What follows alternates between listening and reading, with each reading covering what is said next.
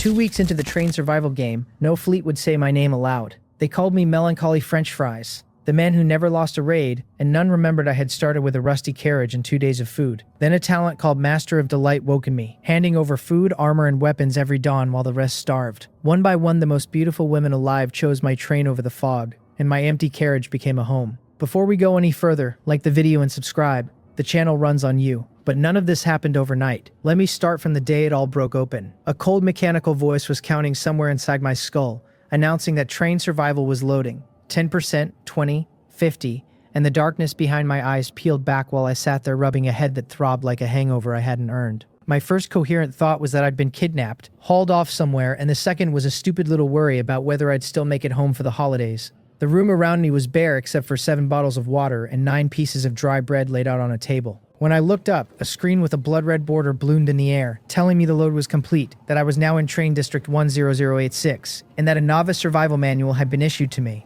The manual spelled out the rules one by one. Every survivor began with an identical train that had to be modified and upgraded as you went, and the choice of upgrade paths mattered. The train answered to the survivor alone, and nothing aboard it could be plundered unless the owner was killed or handed it over willingly. Every survivor received a gift from a fallen god that awakened a random talent, and whether yours was any good came down to luck. The train could stop whenever I wanted, to gather supplies or crack open a roadside treasure chest, but I was warned to fear the crimson fog at my back, because falling into it meant death. This was a lawless place, the manual said, so I should trust no one and let nobody board my train until I had them controlled. I wouldn't be lonely out here either, since crimson monsters would come for me in sieges, though I could also hunt them in the wild and keep them as slaves. The novice protection lasted 7 days, and after that the crimson fog would shift into a new phase and the monsters would start sensing nearby trains. If anything still confused me, the voice added with real contempt, I was welcome to sit in my carriage and wait to die, because survival games didn't roll out the welcome mat for fools. Then it told me to begin exploring, mentioned there were plenty more ways to play that I'd have to discover for myself, switched on the chat sector, the trading network, and the information panel, and went quiet. I sat on the hard seat and let the whole thing sink in. A train survival game awakened talents, the works.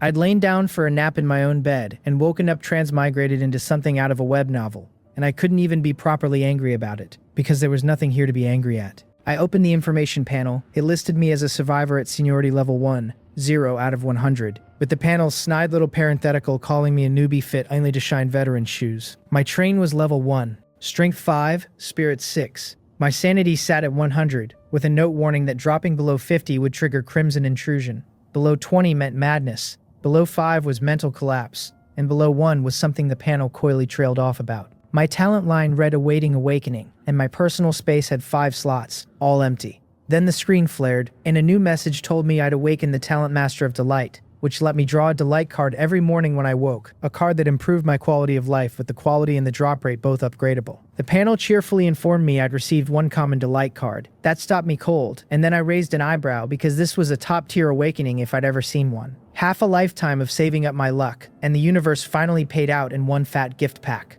Praise delight. I opened the common card on the spot, no hesitation, and watched the readout tick my critical hit chance to 1% and my drop rate multiplier to 100% before it dropped 10 soft cream-filled bread, 3 exquisite fruit platters, and 1 comfortable sleeping bag into my hands. Food, drink, and shelter, all handled. I was grinning by the time I turned to inspect the train itself, which at the moment was just a locomotive and a single carriage, short and weak and a little pathetic to look at. The train panel told me a level 2 upgrade required the train conductor to hit level 2, plus 100 red crystal coins and 30 units of red iron, and that it would unlock a second storage carriage and a basic offensive-defense module. Only 2 materials, which meant red crystal coins were probably the basic currency of the whole game. I flicked over to the chat. The friends panel sat empty and silent, but the regional channel was already a riot, and a counter at the top showed survivors dying off in real time. A handle called Ye Biom was begging everyone to cling to his thigh because he'd figured out the system, and 3-coin dumpling shot back asking if his brain was waterlogged, since everybody here had the same system.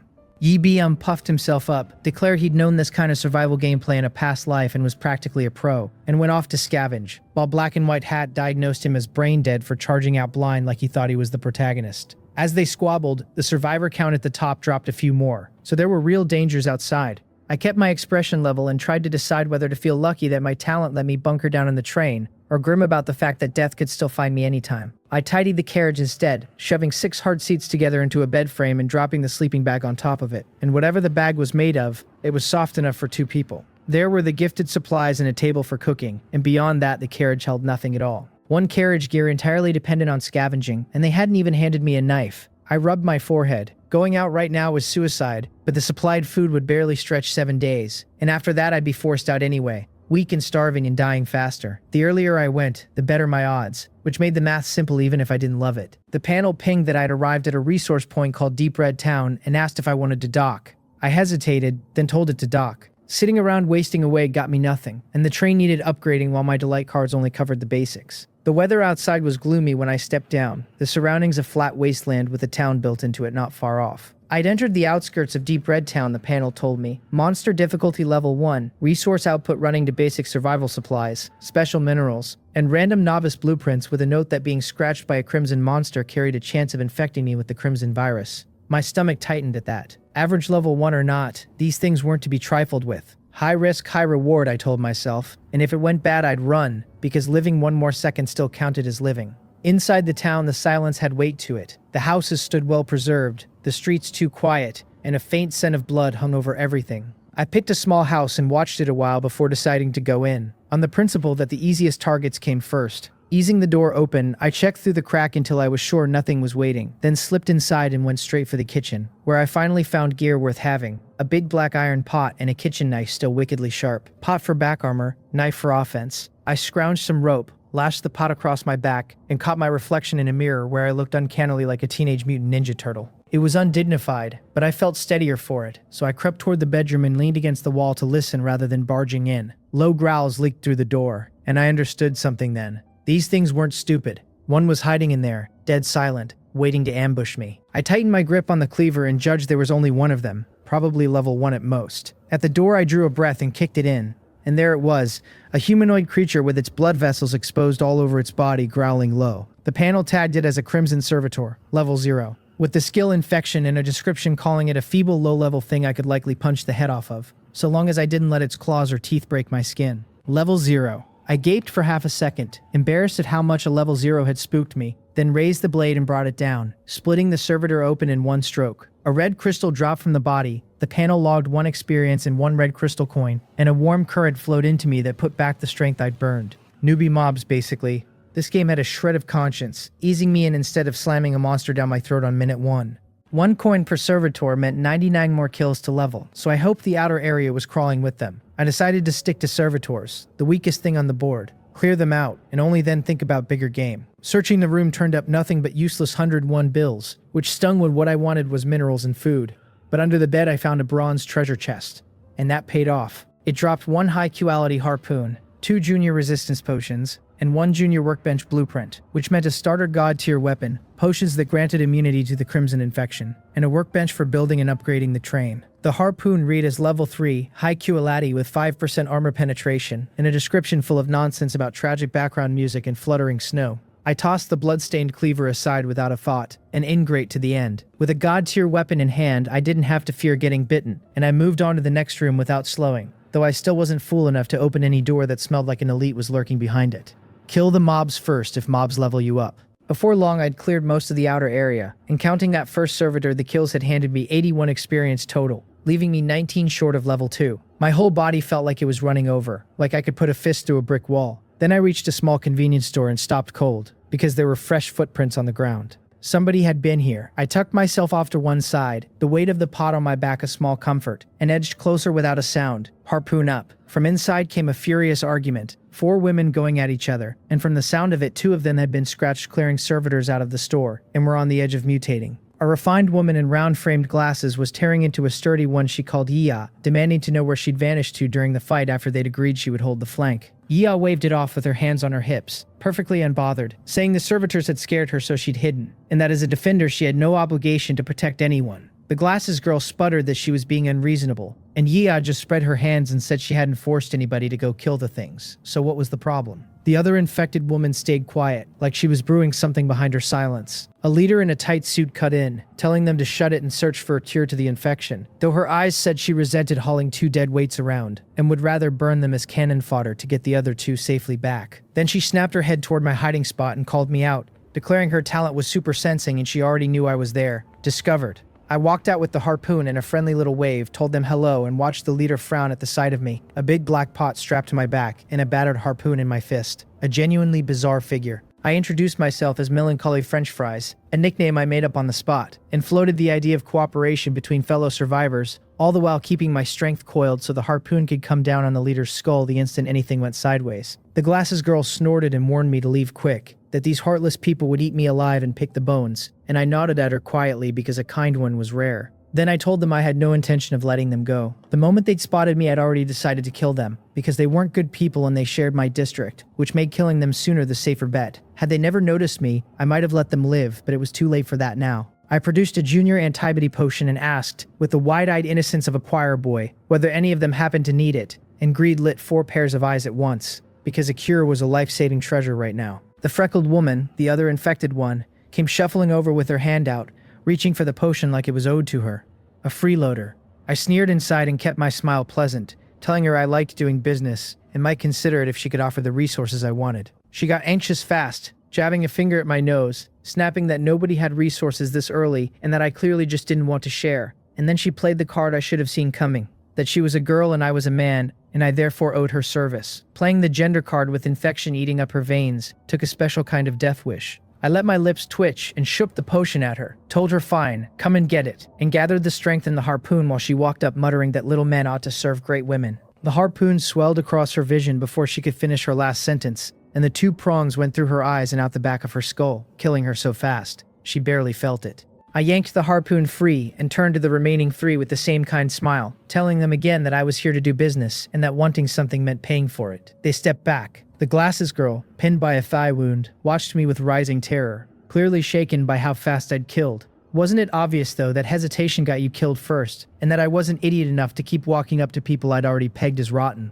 Threats get pulled out by the root while they're still weak. The leader told me not to come closer then, realizing she was no stronger than an ordinary person with a handful of experience to her name, forced a smile and asked what I wanted, promising they'd hand over anything they had. I scratched my chin, honestly puzzled, and pointed out that if I killed them everything they had became mine anyway, so what I wanted was something they didn't possess. Make an enemy of me and still expect to walk away, dream on. While she stood there stunned by the logic, I drove the harpoon forward, pinned her to the wall through the chest, and ripped it back out, the 81 experience behind the blow making my arm move with a strength no ordinary person had. Yea screamed at me then, the same tired line, that I was a man killing weak women and didn't deserve to be called one. I raised the harpoon and struck her down mid-sentence, because this was a lawless world and she was still playing the gender card, and arguing was a waste of breath. When acting got it done, that left the girl with the round glasses, and I walked toward her with the harpoon. She asked if I meant to kill her too, her pupils shrinking, tears starting up, because who wants to die when they could live? I rubbed my chin and thought she at least seemed to have a conscience, but the manual had said plainly never to trust strangers, so even a pretty one stayed an unstable factor, and I sighed and told her I hit hard enough that she'd be dead in an instant, and wouldn't feel a thing. She steadied, took a breath, and told me her name was Lee Haeon, then asked what she could do to make me spare her.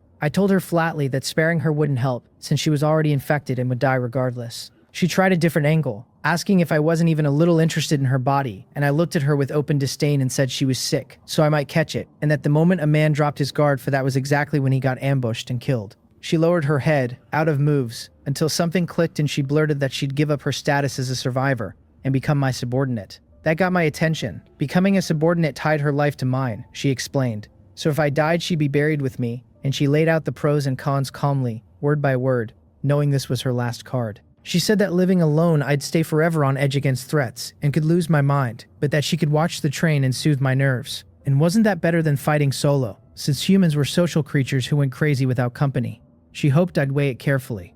I asked her what her talent was, and warned that a trash talent meant she might as well kill herself, because early on I couldn't afford to feed dead weight no matter how pretty the face. And she did have a face. A natural baby look with almond eyes and a fine nose under those round glasses.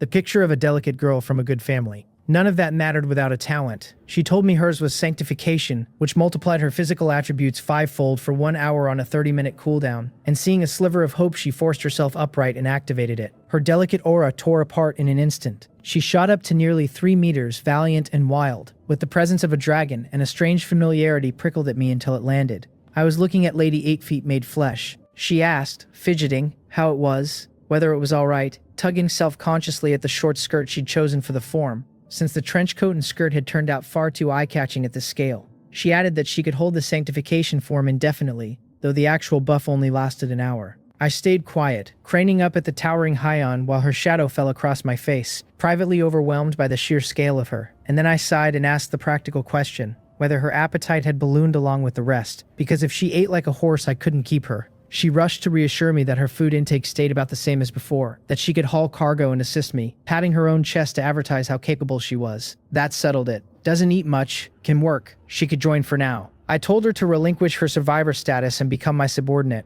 Opened my panel and got the prompt asking whether I accepted survivor Lee Haeyeon's voluntary application. I chose yes. The control rights to her train were stripped from her and dropped into my hands, and the panel offered to dismantle her train, which I did, harvesting 10 basic defense parts out of it. I told her to search the convenience store and asked whether she knew where the other 3 kept their trains, and she shook her head explaining they'd only teamed up after entering town. Trains broke down into attack or defense parts, exactly what I needed to unlock the attack and defense modules on a level 2 train, so I held out my hand and told her to give me every red crystal coin she had. I was no saint. Pretty or not, I'd taken her in because she was useful labor, nothing more. She handed over 3 coins, no longer worth anything to her now that funding my upgrades raised her own odds of living, and I pocketed them and told her to find a bag and clear out the whole store. Not a single item left behind. She pointed at herself in disbelief, asking if she was supposed to empty the entire place alone, and I told her casually that I'd help in a bit, since what was the point of her if she did nothing, then waved a basic antibody potion in front of her, and promised to cure her the moment she finished. That perked her right up, and she dove into the shelves, stuffing the big items into her storage space and bagging the smaller food in sacks. I looked over what the other 3 had dropped, plus 3 small orbs glowing milky white. Poor pickings.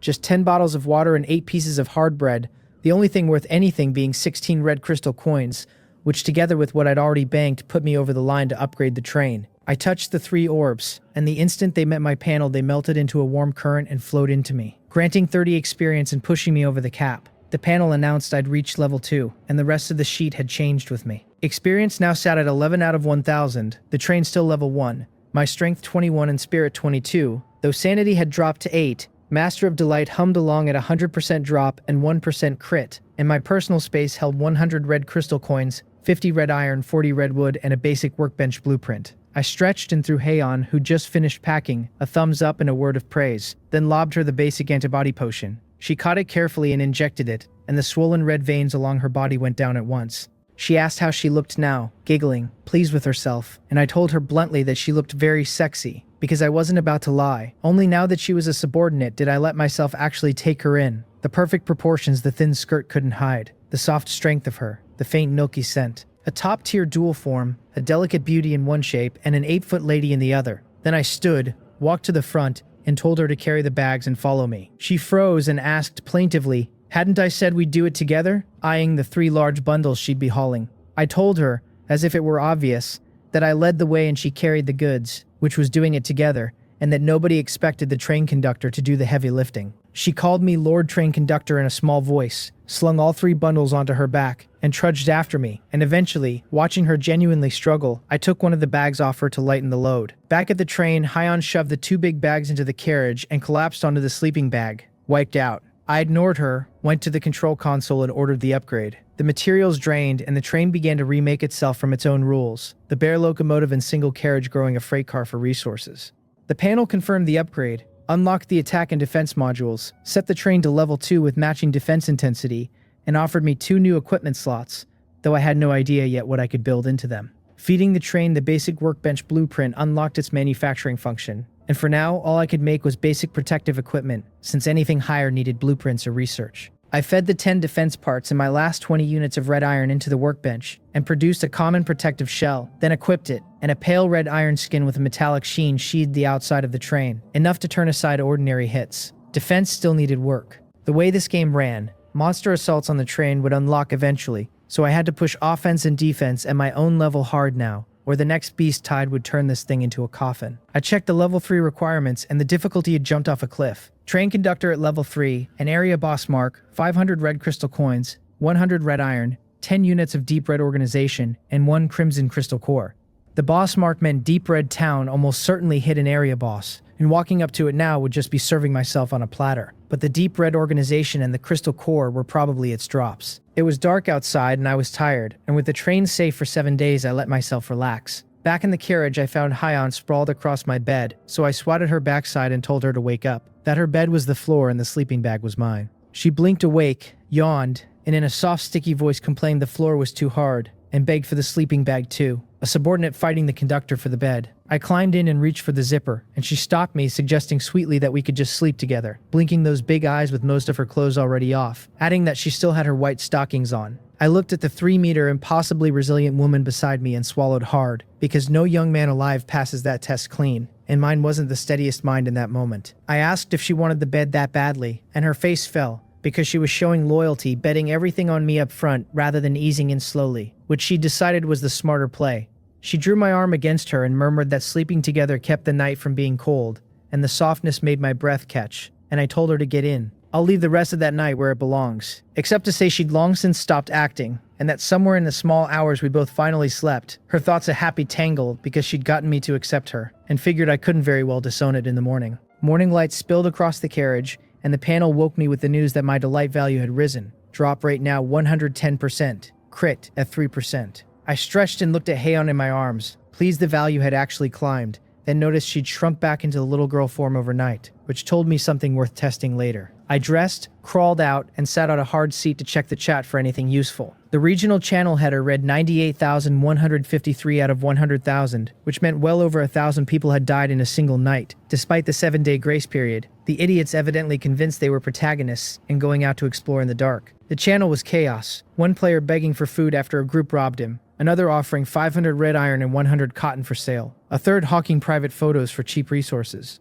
Underneath the noise, I could see the shape of things forming, people teaming up, some already raising others like livestock, keeping the weak penned to harvest basic resources instead of killing them. The pigs, naturally, weren't worth killing monsters to level. So this was already happening on day one. The ambitious moving fast, and I had no intention of becoming somebody's penned animal with my life out of my own hands, which meant I needed to keep pace. I claimed today's delight card, and the panel offered me an excellent one and asked if I wanted to open it. I did, and a golden light flashed, and the readout told me I'd triggered a critical hit at 110% drop, and pulled a legendary growth weapon, the 1000 Mechanism Umbrella, along with 5 virus immune antigen, 1 common water condenser, 1 comfortable residence set, and 2 delicious curry chicken rice. The umbrella appeared shaped like a spear, gold at the tip and handle and ribs, pure white across the canopy, laced with fiery red patterns, with a switch on the handle for changing its form. The panel listed it as level 3, excellent, growth type, with an effect called myriad changes that let it become a knight sword, tonfa, staff, rifle, and more. In melee, it added 20% penetration and 10% damage amplification.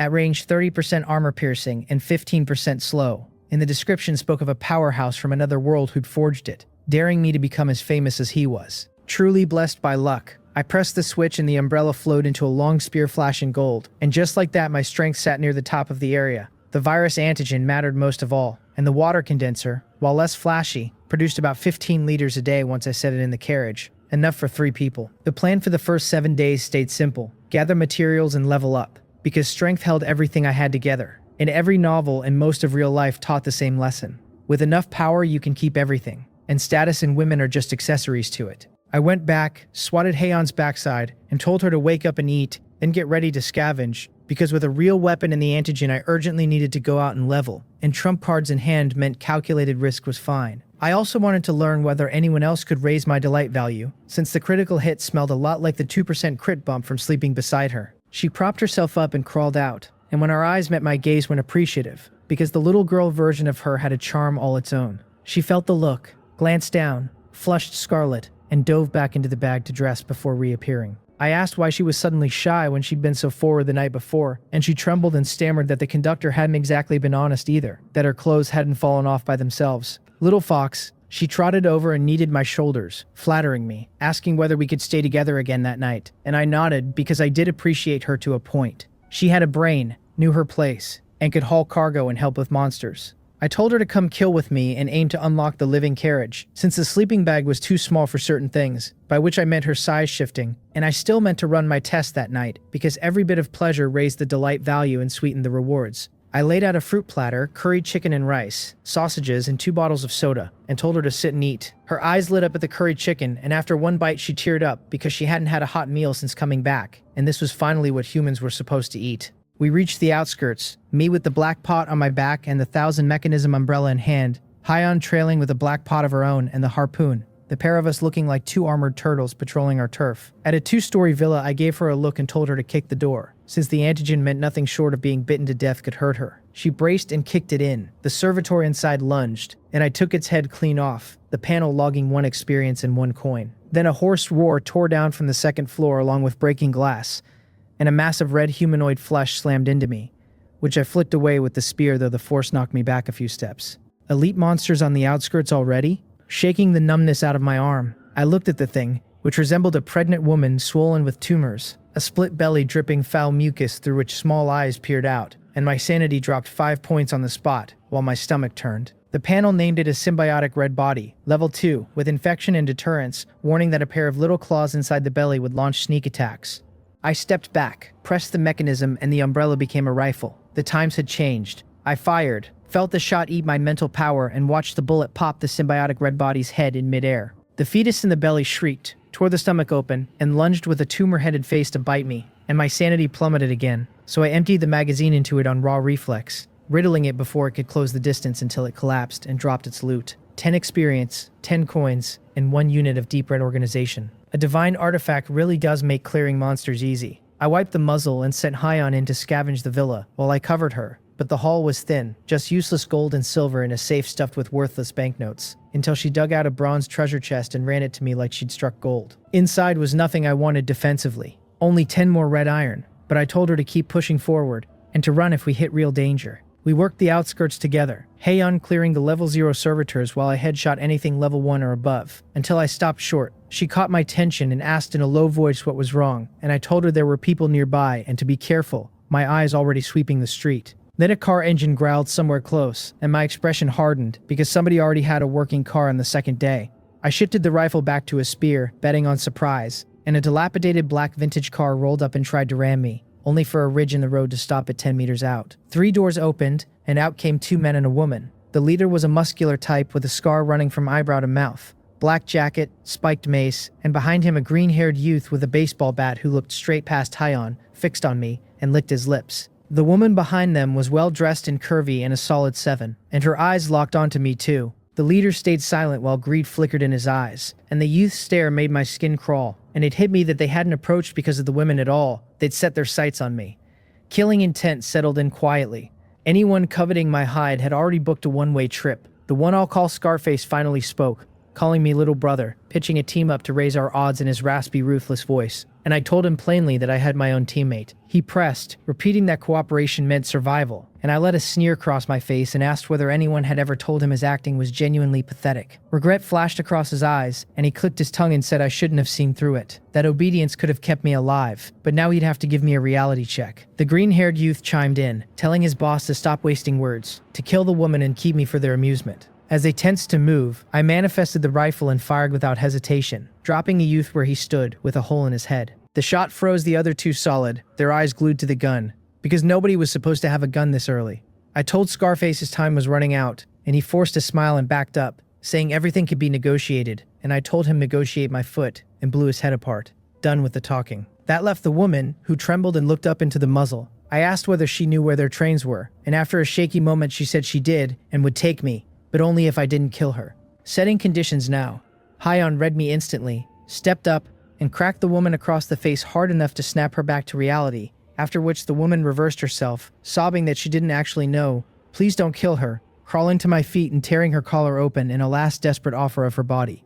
I raised my hand and fired, which startled even Hyon, and told her we were leaving, that I didn't like useless second-hand goods. There was a cap on subordinates anyway, 2 slots at level 2, 1 already filled by Hyon, and I meant to spend the last one carefully on a woman with a healing talent, not one to warm a bed. I sorted the loot, mostly red crystal coins and 2 units of deep red organization, and absorbing 3 experience orbs put me at 328. On top of that came a pleasant surprise, an excellent soft armor at level 5 that blocked most sharp weapon damage, its description cheerfully noting it covered the body but not the head, so I should watch my noggin. It didn't hinder my movement once I had it on. The outskirts were mostly picked clean by then, and Hyon had hit level 2, so the depths were within reach. Deep within Deep Red Town, a furious roar shook the air hard enough to rattle eardrums, and 2 women came sprinting out of the noise. The one in a student uniform complained to the older woman beside her, asking how many people were crammed into this town, because from the tracks alone there had to be no fewer than 100. The older one was a teacher with a mature air, peach-soft cheeks, and a side-swept short ponytail draped over her chest in a faintly housewifely way. She answered gravely that the game likely meant to herd everyone to one resource point so they'd fight and thin themselves out. The death toll had skyrocketed on the second day once people learned the rules, with over 3,000 already dead. The survival game weeding out the useless during the grace period. She called the girl by name and asked her to use her acceleration, and the girl, a white-haired, red-eyed student who just turned 18 with a baby face and a startlingly developed figure,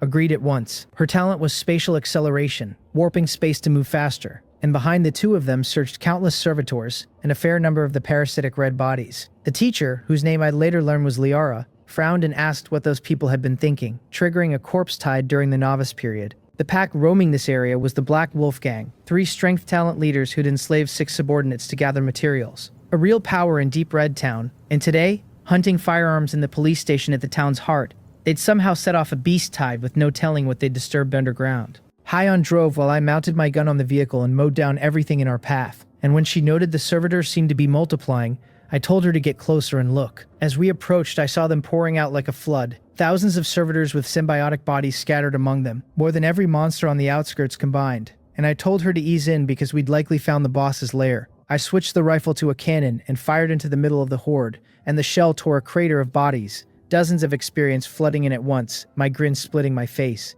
I told her to drive along the edge and work the cannon in rapid succession, the panel rattling off 1 experience and 1 coin again and again as I burned through the crowd. A whole ring of them wiped out, and my experience rolled into level 3, the panel updating me to strength 35, spirit 38, sanity 87, my personal space now holding curry rice, 100 bottles of water, 3 antigens, 50 bread rolls, and 2,315 red crystal coins. Past level 3, the level 0 servers gave me nothing, so I dropped back to the rifle, harvested a few level 2 symbiotic bodies for the experience they still paid, and headed back to the train. Hyon wanted to level 2, and I waved her off to go for it, warning that getting bitten to death was on her, not me. Her talent suited growth beautifully, a 5-fold multiplier on base attributes that already averaged around 20, which meant 100 points in form. Practically invincible at her level when my own level 3 average only hit 35. She giggled, gave me a quick kiss, and left, knowing full well that staying useful meant I'd never abandon her, and outside she shot up to 3 meters with the 2-meter harpoon looking like a rapier in her grip. While she cleared servitors, I opened the market to see what I needed.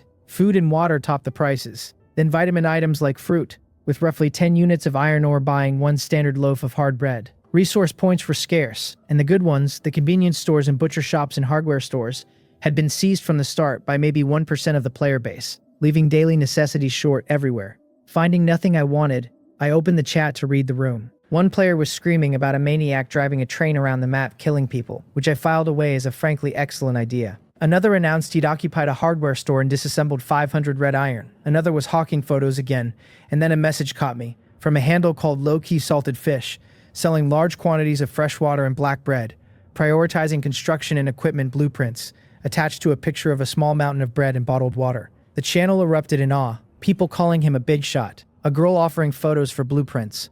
I felt the familiar pull of recognition. So this was the true global survival protagonist, a man short on neither food nor water, though whether he'd awakened a talent or a system I couldn't say. And given that his haul was all black bread, I pegged him as some daily doubling type. Nothing special. I kept watching to see if any fool would give away blueprints or gear, and right on cue one did, a handle called Smoothbrain offering a piece of special equipment for food, with the stats attached. Soft gold armor, excellent quality, reducing blunt and sharp weapon damage by 15% each. A top-tier early game item, and I couldn't sit still, because with armor like that you go scavenge your own food instead of trading it for a few dozen rock-hard loaves. He really earned the name Smoothbrain. Salted Fish offered 10 loaves and 3 bottles of water. Smoothbrain balked at how little that was, and Salted Fish leaned on him, saying supplies were scarce and his prices would only climb, so take it or go fight the resource holders for food. Smoothbrain wavered and went quiet, and that was my opening. I private messaged him under my old throwaway name, Melancholy French Fries, offering 1 meal of curry chicken and rice, 30 filled bread rolls, and 10 bottles of water, with 30 seconds to decide. He came back almost instantly, calling me his real brother, and the trade closed, the trivial food vanishing from my space, and the soft gold armor appearing in my hand. The price several times Salted Fish's offer, yet enough to feed one person for a month. I told Smoothbrain to bring me anything else he had,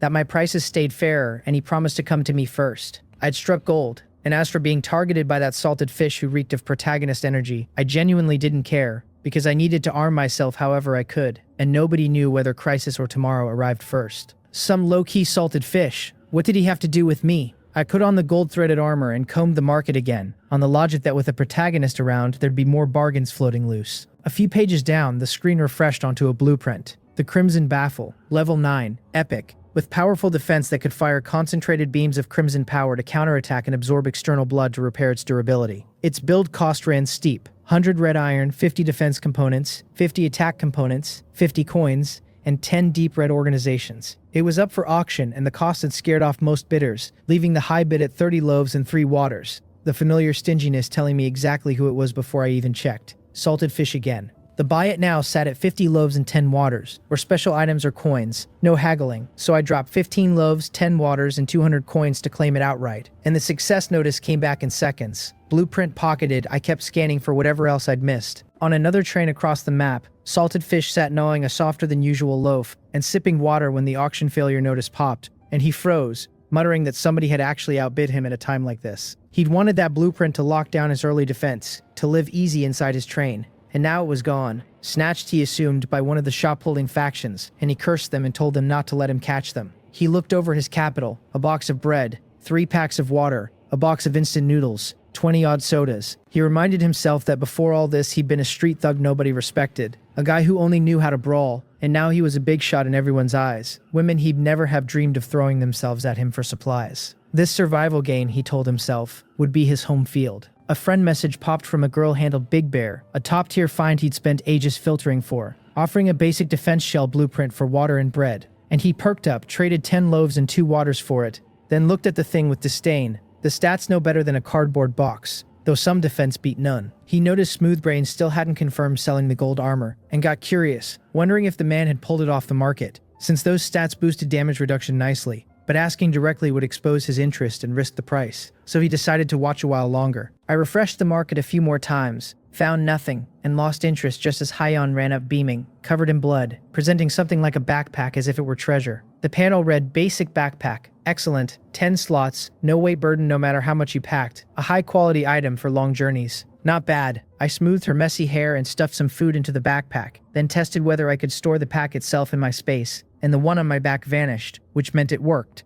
The basic backpack folding right into a survivor's space. In a good mood, I asked how much more experience she needed, my tone softening a touch toward the obedient little follower, and she said a few dozen, since the level 0 servitors barely paid out, 20-something points even if she cleared them all. I looked at the police station nearby, threw her the excellent soft armor to put on, and told her to come in with me, because firearms were vital early and we had to get our hands on them, then shouldered the cannon and led the way. Corpses littered the police station entrance, and the inside showed signs of fighting, so I touched the pot on my back and went carefully, finding servitor bodies still wet with undried blood, meaning they'd died not long ago. Sounds of combat carried from inside. I slowed, Hyon matching me, and we crept toward the noise which came from an underground warehouse. A girlish voice was crying out that they'd been tricked, that the others had no key to the armory at all, and through the underground passage I made out 3 women and a man, none of them in good shape. 2 torn-apart corpses on the ground. The teacher, Liara, asked bitterly what these people were trying to pull, since they'd all agreed to open the armory together. Counting both groups, there'd been 12, she explained inwardly. 6 of them trapped while the other 6 went for the key and never returned. And now the servitors here were cleared and the survivors were too drained to notice the 2 of us at the entrance. Then footsteps came up the passage, and a man with slicked back hair and a suit arrived, machete in hand, the armory key visible at his waist, telling them they'd all done very well. Liara frowned, dread rising, and asked why he was so late. He apologized smoothly, said there'd been trouble on the way and they should open the armory now, walked up to her with a sneer, and brought the broadsword down without warning. The strike caught everyone off guard, but the white-haired student, whose name was Baekyoung, screamed for the teacher to dodge and accelerated several times over, shoving Liara aside so the blade only cracked the floor. He clicked his tongue at the miss, eyes mocking, and Liara demanded to know why he'd attacked when they'd never even tried to take the guns for themselves. He told her he admired her beauty and her talent, but it was a pity she couldn't be used by him, because her talent was healing elf, capable of mending any injury, even regrowing severed limbs, far too strong to leave running loose where she might one day join a rival force. So destroying her was the cleanest option. She argued for cooperation, refusing to join a gang where she'd be sacrificed on a whim, especially with Baekyoung to protect. And he shook his head and offered her one last chance to live by becoming his subordinate, in exchange for real status, because a developing gang needed powerful support behind it. The others had already slunk behind him, choosing dog's life over no life, and one of his subordinate women urged Liara to just agree. while a seductive one rubbing his shoulders mocked her for playing the chaste maiden, kissing him to flaunt how she'd personally betrayed her own boyfriend to cling to a stronger man. I'd already had the cannon ready in the dark, and I fired a shell into the middle of them without bothering to ask a single question. Because if they died, everything became mine. The slicked-haired man stood at the heart of the blast and died instantly, the rest thrown clear and injured, Liara among them knocked back by the shockwave. I walked in with the umbrella shifted to a rifle and asked which of them was a support. A seductive woman raised her hand and claimed she was, and Liara, shielding Baekhyun behind her, said she was support too. I nodded, aimed at everyone who wasn't, and pulled the trigger, leaving only the two of them. Then I looked at Liara, smiled faintly, and told them to describe their talents, that if I liked them they lived, and if I didn't they died. An attitude even blunter than the dead man's. The seductive one stammered that her talent was healing water, able to treat serious injuries, stumbling over the corpse of the woman who'd been buried with her former boss. I turned to Liara, kind in tone, and asked about hers. Liara, cold with fear, knowing I was harder to talk to than the man I'd just killed, a true murderous demon, forced down her dread and laid it out word by word that her talent was healing elf, able to treat injuries including viral infections and curses, even regenerating severed limbs. My eyes lit up at a top-tier healing talent. No wonder the dead man had wanted her so badly. Anyone who came here would. I told her she'd do, and the seductive woman's hope collapsed. She shrieked that she had a healing talent too, that she was still useful, tore open her clothes and tried on me the same trick that had worked on her old boss. But I didn't bite, since you had to be both useful and not a snake. I told Haeon to kill her, and Haeon obeyed without a flicker, driving the harpoon down and ending the woman painlessly. I asked Liara whether she'd become my subordinate, and the question jolted her awake, the realization landing that everyone who'd threatened her moments ago was dead, and someone stronger now stood over her, Baekhyun shivering at her back. She gathered her nerve and offered a condition, that she'd agree if I spared Baekhyun, who was still a child, and she watched me with dread as she said it. I raised an eyebrow and asked the girl what her talent was, because something useful, something on the level of Haeon's labor, I could consider. Baekhyun answered that hers was spatial acceleration, warping space to boost her speed for half an hour, with 1 second of nothingness during the warp and a 2-hour cooldown. 1 second of invincibility. I smiled. Passable. I told them both they could become my subordinates, and Liara breathed out in relief, gave up her survivor status, scanned me once, and submitted her request, which I accepted along with the girls, the panel logging 2 dismantled level 1 trains and a haul of 10 defensive and 10 offensive parts. I welcomed them to my team, told them my name was Jingyong, and that from now on they could call me train conductor, and noted with satisfaction that both talents were solid and the trip had paid off. Liara nodded without daring to meet my eyes, Baekhyun panting behind her, and I let it go, figuring they'd get used to me. I found the armory key among the slicked-hair man's drops, along with a heap of experience and resources, because his outfit had been scavenging Deep Red Town for a full day and had grown genuinely rich. While I gathered it, Haeon went over to the 2 women and cheerfully reassured them that the conductor looked cold-blooded but treated his own people well. Baekhyun poked her head out, big eyes full of distrust, and asked if that was really true, given I'd started slaughtering the instant I appeared like some harbinger of death. Haeon patted her own chest and swore it was. That I was good to my people so long as they knew their place. That as long as they never rebelled or challenged my authority, they could do as they liked. Liara nodded slowly, plainly taking it to heart, and said she understood. I reached the armory door, opened it onto a small space holding very few weapons, some of them slimed over in disgusting red, and told them to search for anything still usable. Of 3 crates of ammunition, only 1 survived, alongside 10 Molotov cocktails, 10 grenades, 20 flashbangs, 3 assault rifles, 5 suppressed 9mm pistols, and over 2,000 usable rounds. The protective gear was mostly caked in foul, hard plasma, leaving only 5 sets of bulletproof equipment fit to wear. Less than a tenth of it was good. A real pity given those 2 crates of projectiles soaked in slime where there was no telling if they'd even fire. So I opened the trading platform and listed all the damaged weapons, and the purchase messages came in fast, all from one buyer, my old acquaintance, Low-Key Salted Fish, offering 50 loaves and 20 waters to take the whole bundle of a dozen-plus rifles, thousands of rounds, and the projectiles. Dreaming, the stingy man. Still, the gear was broken anyway, and pulling a pin on those grenades might detonate them instantly in your hand, so selling suited me fine, and I told him the price was too low and asked whether he had anything else, since I wasn't short on food. He said he'd think about it. I lost interest and was about to close the chat when a private message arrived from Little White Hair, offering a resource decomposer blueprint for an assault rifle and a few hundred rounds, the blueprint reading level 9, fine, able to break down waste into supplies, building from 20 red iron 50 coins and 1 deep red organization, a genuinely practical type. I countered with 2 pistols, 200 rounds, 3 grenades, and 5 flashbangs, and the seller barely hesitated, since pistols sufficed for self-defense, and 200 rounds would vanish in an assault rifle's mouth anyway.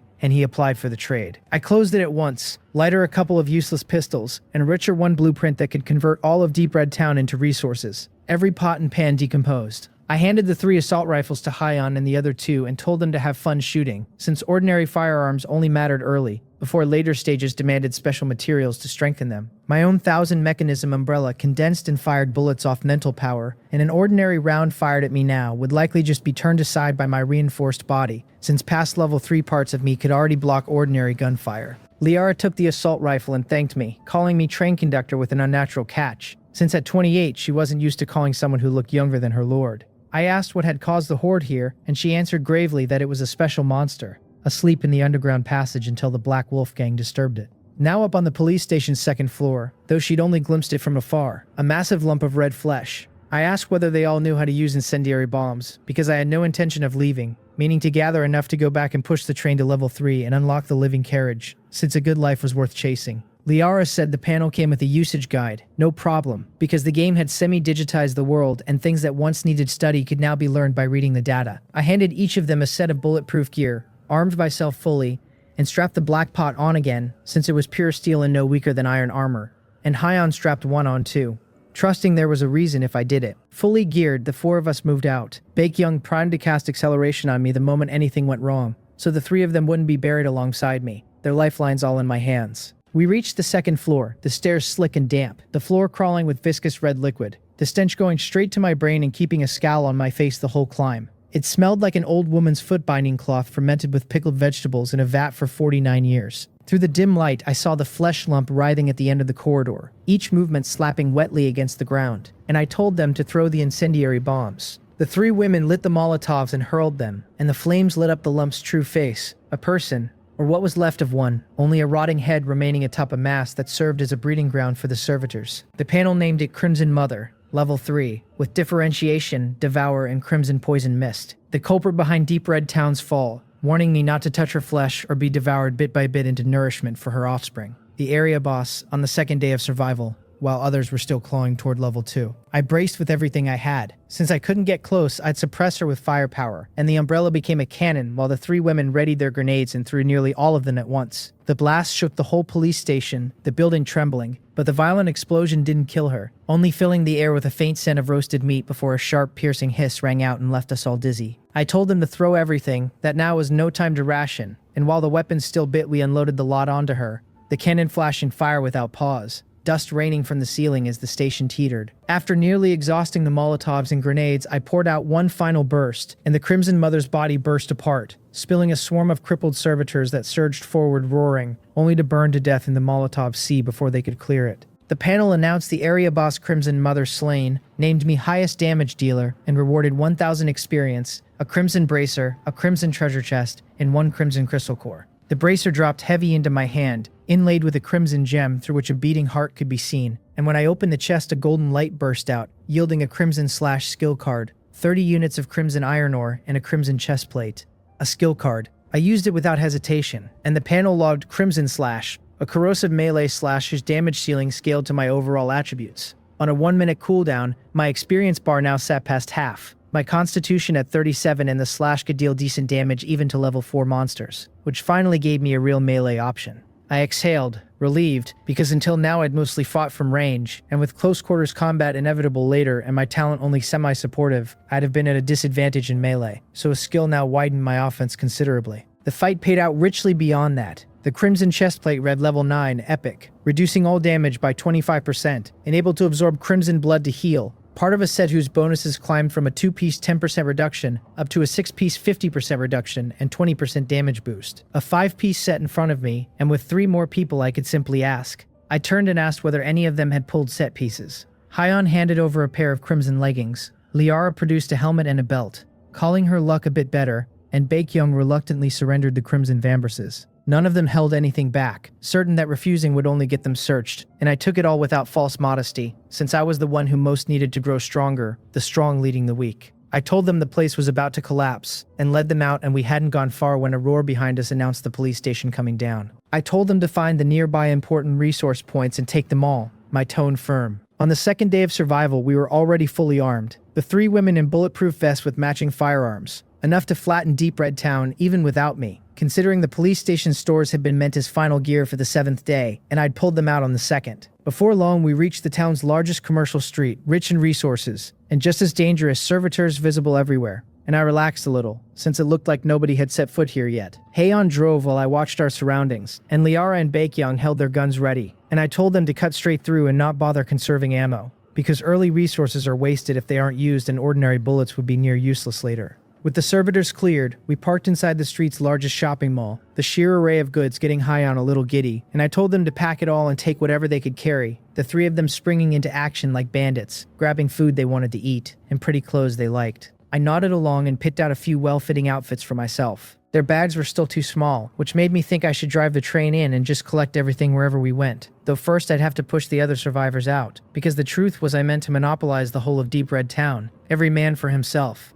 I wasn't a bad person, but no one would call me a good one either, and without enough resources early, I'd never rest easy. The three women came back hauling bundles, all 5 inventory slots stuffed with thousands of items each, Heian dragging 3 or 4 big bags and reporting we couldn't fit the rest. I rubbed her forehead in appreciation, and told her tomorrow I'd start the train and scavenge around Deep Red Town properly. That today was just for learning where the resources sat. We were about to leave when 3 vans pulled up at the mall entrance and over a dozen people climbed out, evidently here for the commercial street themselves, hurrying over the moment they saw the nearby servitors already cleared. They clocked my group of 4 loaded with bags and froze, gawking at so many supplies, and 3 pretty girls. One cracked that I was clearly a freeloading boy toy making 3 women carry everything. Another whined that he was sick with envy. A third sneered that with so many of them united there was nothing they couldn't take. This wasn't Earth anymore, and the old order was long gone, replaced by disorder and the supremacy of strength, and to them 3 women and 1 man looked like gentle sheep ripe for the taking. I extended 3 fingers and told them in an icy voice to get lost, that I was only counting to 3 since people who wanted my life didn't merit politeness. They stared at me a moment, then burst into belly laughs, one of them howling that a man with 3 women dared tell a crowd like theirs to get lost,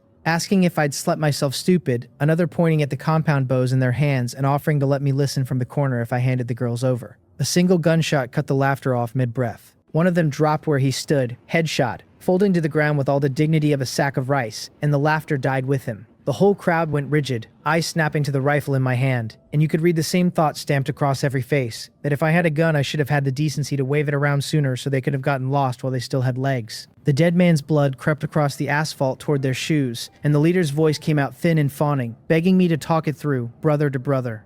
I fired again before he finished the word. The shot took him clean and put him down beside the first, and I told them their time was running out, my finger already moving on the trigger, working through the rest of them in a steady rhythm, while a few broke for the vans and learned that legs were no use against a bullet. In under a minute, the team of 15 was scattered across the lot, and I holstered the rifle and bent to collect what they'd kindly delivered. Another 500 experience and a respectable pile of mineral resources. It seemed even on my way out the door, people insisted on bringing gifts. How polite of them. I told the 3 women we were leaving, and they jolted like sleepers shaken awake, mumbling that yes, of course. All right, train conductor. Liara wore a strange, faraway look as she trailed me back, watching my face and finding nothing there to read, and I let her keep her thoughts to herself. Back at the train, I went straight to the console and pushed the upgrade through, watching the readout climb to train level 3 with the offense and defense module matching it, and a new common protective shell unlocked. The next tier sat pinned behind a conductor level 4 requirement and a wall of crimson iron ore, deep red organization, and 2,000 red crystal coins for the 4th carriage and slot. A residential carriage came open with it, and I slotted it into 2nd position and dropped the storage carriage to the rear. As I finished,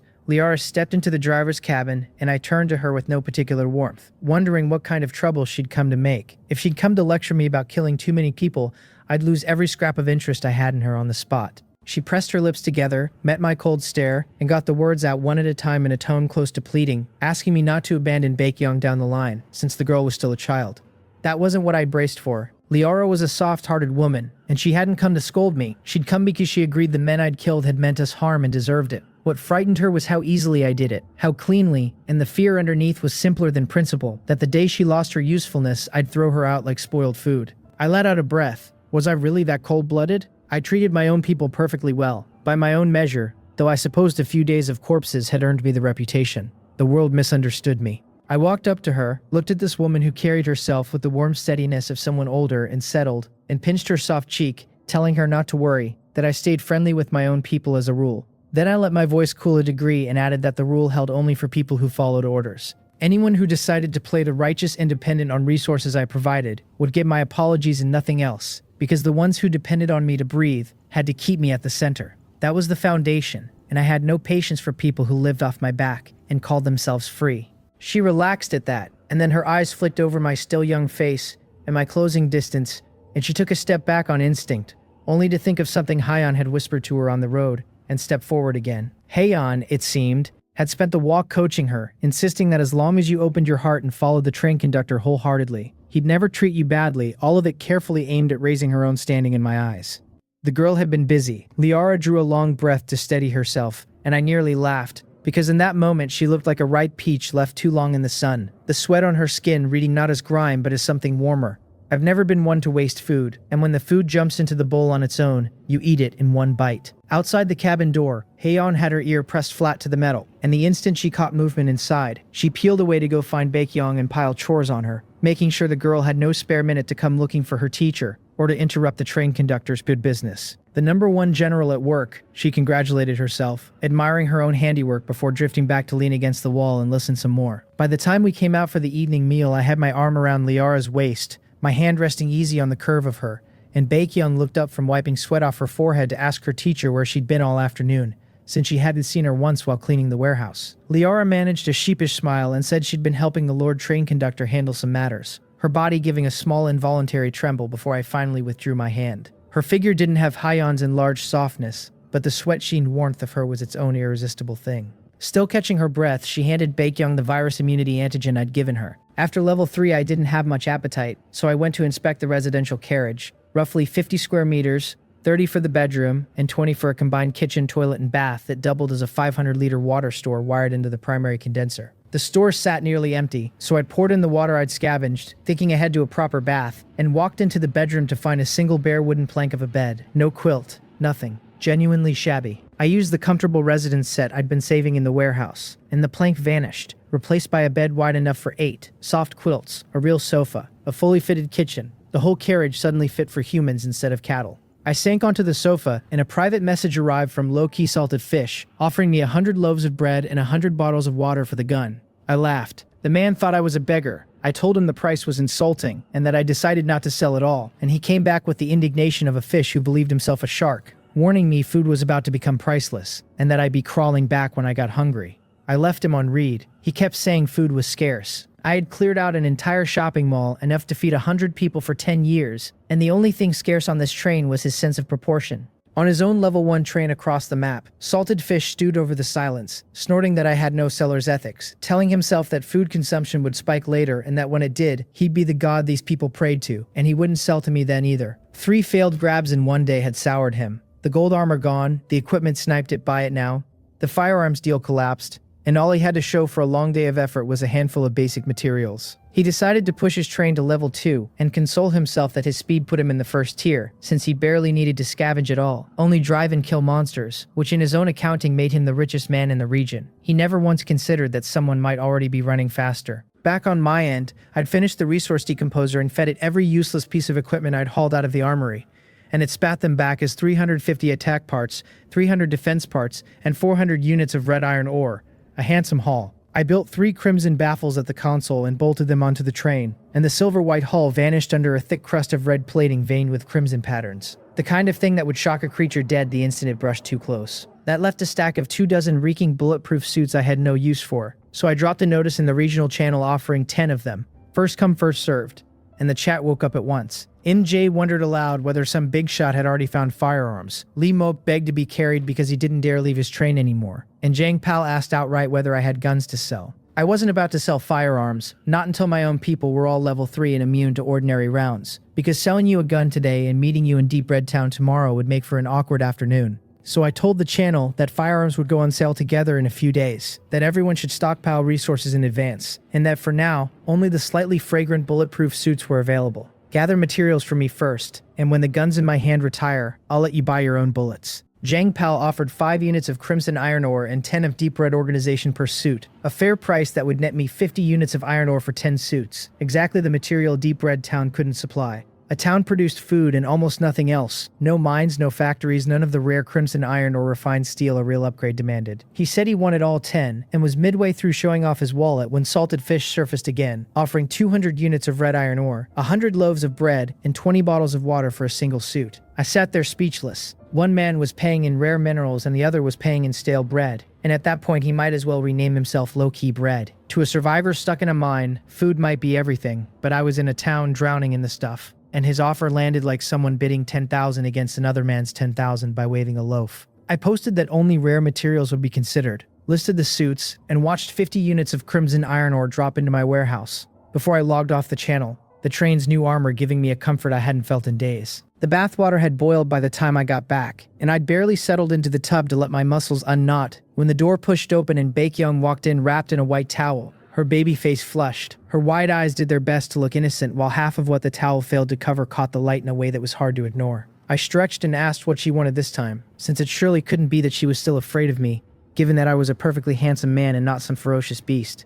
She dropped her head and mumbled that teacher Liara was kind and never killed people for sport, and she hoped the train conductor wouldn't hold it against her in the future. The two of them had been together 3 years, more friends than teacher and student, and the girl had clearly decided to trade herself for a guarantee of her teacher's safety. It was almost touching. I nearly laughed out loud because thinking back to Liara that afternoon, the resemblance was uncanny, and in a single day both teacher and student had thrown themselves on the same sword for nothing. I never waste a grain of rice. I stood up and looked at her, pretending to cover her eyes while peeking through her fingers until her whole face went red. I told her plainly that I had no such grand demands of my own people, that Liara was a healer, and only a man with nothing better to do would send a healer to the front line to kill. I tilted her chin up, the towel slipped, and the two of us stood there in perfect honesty. Out in the corridor, the architect of all of it had returned to her listening post, and the moment she judged the operation a success, Hyeon smiled to herself and decided she'd be collecting credit from the train conductor that night.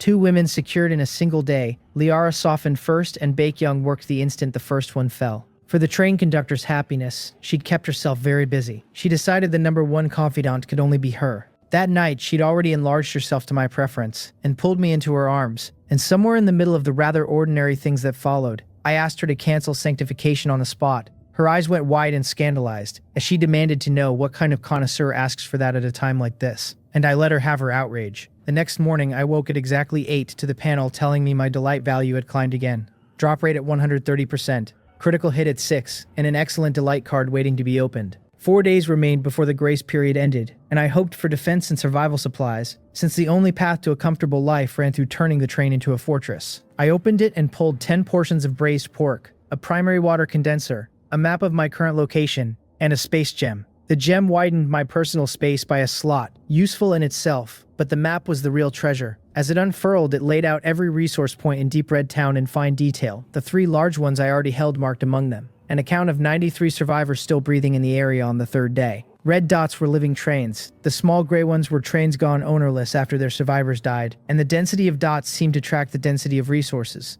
Convenient. It made scouring the town a matter of connecting points on a chart. I got out of bed, and the little lazybones beside me rubbed her eyes awake, remembering the size changing of the night before and flushing red. She complained privately that 1 chain should have been plenty, only for the train conductor to run her up and down until she was wrung out, then decided it had all been worth it since she'd been the first to pin the train conductor beneath her. I fed the new primary water condenser into the carriage, doubling our daily yield to 30 liters, and stepped out into the smell of cooking. Liara stood at the stove, and I admitted some surprise that on top of being a top-tier healer, she could also cook, which struck me as an excellent bargain after days of prepackaged meals had nearly turned my stomach. She said with a light smile that she knew a little and hoped I wouldn't find it unpalatable, her figure moving gracefully in front of the flames in a way that made for a pleasant view. Baekhyun yawned out of the bath and fixed me with a sullen stare, complaining that the train conductor had clearly been playing all night, since she and her teacher had lain awake the whole time eavesdropping through the wall. I felt no shame whatsoever, and offered mildly that if it bothered them that much they were welcome to move in, since I had a reliable method for helping people fall asleep faster. Both of them went stiff. The night before, comparing notes, teacher and student had finally grasped how thoroughly they'd given themselves away at light speed inside a single day. Liara brought the food over and used the opening to ask about my plan, whether we'd take direct action today given that scouring the town would mean conflict. A night of thinking had brought her around to a hard truth, that a person who isn't ruthless never stands on stable ground, and that if her trivial kindness dragged me down in a life or death moment, she'd be the one to blame. She decided to be a villain first and a saint later, once she'd risen high enough to afford the luxury. I nodded and told her the policy plainly. Kill anyone who resists, take half the resources from anyone who doesn't, and on the final day of the grace period we do one clean harvest of everything left. 2 days of filtering had taught the survivors the only rule that mattered, that you plundered to level, and I saw no reason to hide my thinking, because the resources were finite and whatever I didn't grab, someone else gladly would. Hyeon grinned around a mouthful of food and promised she was on standby at all times, the first to back any order I gave, as a confidant should be. I stretched after the meal, thoroughly comfortable, and called for departure. The crimson armor manifested over me at a thought, deep red patterns and a bone-deep chill radiating off the plates, and I took the driver's seat and started the engine. The behemoth lifted, floated to about a meter off the ground, and slid into motion, and I steered first for a cluster of gray dots to decompose every ownerless train along the way. Over on Deep Red Town's commercial street, the cleared-out servitor nest had drawn attention fast, and 2 outfits had already begun carving up the spoils. The leader of the Moodiok Society was dividing the 2 streets with a man called Hyuk of the Black-White Gang, handing Hyuk the east and keeping the west, his tone leaving no room for argument while a row of men behind him hefted iron bars. Hyuk studied the map and asked, grave, what they'd do if the people who'd cleared the servitors came back, since that kind of combat power wouldn't be easy. The Moodiok leader chuckled and lifted his shirt to show a pistol tucked at his waist. 8 rounds scavenged from a police chief's house,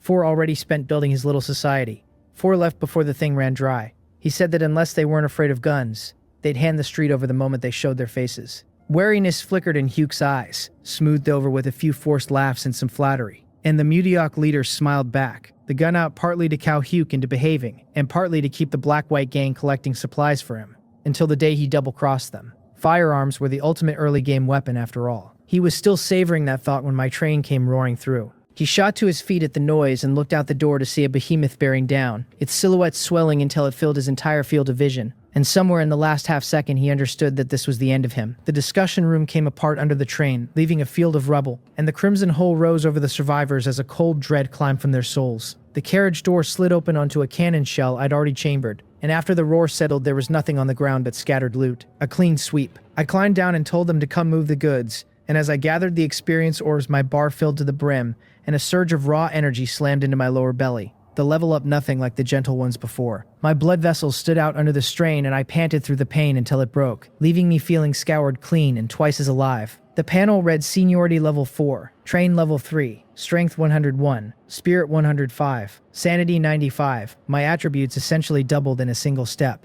The jump from level 3 to level 4 was a change in kind, not degree, and to test it I drove my fist into the nearest wall and blew a hole clean through it, only to find a stunned Hyeon standing on the far side. She puffed out her cheeks and informed me, hurt, that I'd nearly killed my own cute body pillow. And she was right, since even sanctification wouldn't have spared her months in pieces if that punch had landed. I gave her a sheepish smile and said I hadn't known she was in there, which was true, because I'd only wanted to measure the power, and the answer was that one punch now hit like a cannon shell. Killing a level 3 survivor barehanded would be no trouble at all. We emptied the commercial street, and when I checked the storage carriage it still sat half empty, the space expanding faster with each upgrade than we could fill it. Baekhyun crammed a backpack into the hold and reported, gasping, that there was a cold storage warehouse nearby the train couldn't fit into. So I walked over to find the power dead and the air thick with rot. I stopped at the threshold rather than walk blind into a dark room full of meat, and told them to hold and throw a Molotov cocktail instead, since I had 3 left and they were perfect for testing a path. The flame caught and explosions rippled through the place, and as half the warehouse went up the rotting meat began to crawl together into a single heaving mass, the whole stinking pile revealed as one creature's body. My stomach turned, and I was grateful I hadn't stepped inside. The panel named it Rotting Flesh, a level 2 elite fond of playing dead to lower your guard while it watched you the entire time, and I pointed and told the girls to give it 2 grenades. They'd already armed themselves, more than happy to put distance between their faces and that thing, and after a string of blasts it came apart in wet fragments. The drop was a rotting core, excellent and corrosive, a crafting item I had no use for given I was already kitted out in the full Crimson set with the 1000 mechanism umbrella, so it went into storage to gather dust. The panel congratulated me on clearing every monster in Deep Red Town, and asked whether I'd like to announce it under my real name. I chose anonymous because the early game was no time to paint a target on my back. The regional channel lit up an instant later with the news that Deep Red Town was the first area in the region fully cleared, crediting the most kills to an anonymous survivor and handing over a crimson treasure chest as reward, and the server-wide notice yanked every lurker out of hiding at once. Wang Ho refused to believe one person had cleared a whole map on the 3rd day. Seo Da begged to cling to a leg. Jang Yip-young wondered whether this was a child of destiny straight out of a system novel, and Lee Jia sniffed that anyone with a good talent could do the same. I skimmed the noise, found it all worthless, and lost interest. Opening my own map only confirmed the bad news, that there were no monsters left to kill, the ground plowed 3 times over, which made the next upgrade look hopeless until the game, with impeccable timing, dropped its next piece of content. The notice gave the grace period 5 more days before the first beast tide broke, warned that basic living supplies would after that only come from treasure chests, and told everyone to hurry and reinforce their trains, with the tide ranked on a comprehensive score, and the top 100 rewarded. The channel that had spent the last hour praising me flipped instantly to wailing and blaming, because bread and ready food would now have to be hunted or scavenged from the wild, and plenty of players hadn't dared set foot in the newbie map, let alone the wilderness. So to them the announcement read as a death sentence. After a moment's daze I went calm, because the beast tide that meant certain death for them was, for a fully armed me, simply an experienced dungeon, and food was the one thing I'd never lack again. Enough to feed 10 more mouths without strain. Liara came over wearing a worried look to ask whether we should reinforce our defenses over the next few days, and I told her we should. That we'd sell off half the unpalatable food for mineral resources and snap up any train equipment blueprint the moment it appeared. The train still crawled at low speed and needed to stop and drink crimson power to recharge, so I decided to stop traveling and start building, to weld the whole thing into a solid fortress. A mountain near Deep Red Town carried a skull on the map, the universal mark of a boss, and once the town was scoured clean, I parked there and sent Hyeon, Liara, and Baekyoung out to comb the area for special buildings, with strict orders not to rush anything blind, while I checked for roads of my own. Halfway up, I found a broken mountain track lined with architectural ruins that led to a black cave mouth, and a flashlight turned up nothing, so I called the others back and we assembled a simple exploration party. Baekyoung offered a speed buff to everyone in case we needed to run, her acceleration the augmentation type that could be shared, and I took it, since at a moment like that every fraction of survival probability was worth having. My feet went light at once. Inside the cave lay old skeletons picked to bone, and at the far end stood a massive iron door that threw up a window the instant I neared, naming the Crimson Shelter Dungeon, difficulty level 5, dropping coins, organization, crystal cores, set pieces, and chests. The description called it a shelter built in the early days of the outbreak that had carried humanity's hopes and failed, birthing a powerful monster inside. The note said I could leave any time, that exiting before the boss died would reset every monster except the chests, on a 2-hour cycle. A dungeon, and level 5 against my level 4, which was distinctly unsafe, except that the freedom to leave at will handed me an idea. I'd skip the boss, farm the trash mobs, and withdraw, since I could grind the mobs forever. Hyeon's eyes lit up at the panel, a sliver of experience short of level 3 and convinced after days of empty maps that her leveling was finished, and now a dungeon had fallen into our laps. I arranged the formation before we went in, myself at the front, Baekyoung behind me feeding acceleration, Haeyeon at the very back as our second blade, and Liara tucked in the middle where the healer belonged. The heavy door cracked open and the world changed. The inside a string of dilapidated catacombs lit by faint fluorescent stones, the air heavy with the bloody reek that clung to crimson monsters. A roar told us the things inside had caught the scent of living humans, and as they closed they made out a pack of dog-shaped shapes that turned out to wear hideous human faces, named bestial blood thralls, level 1.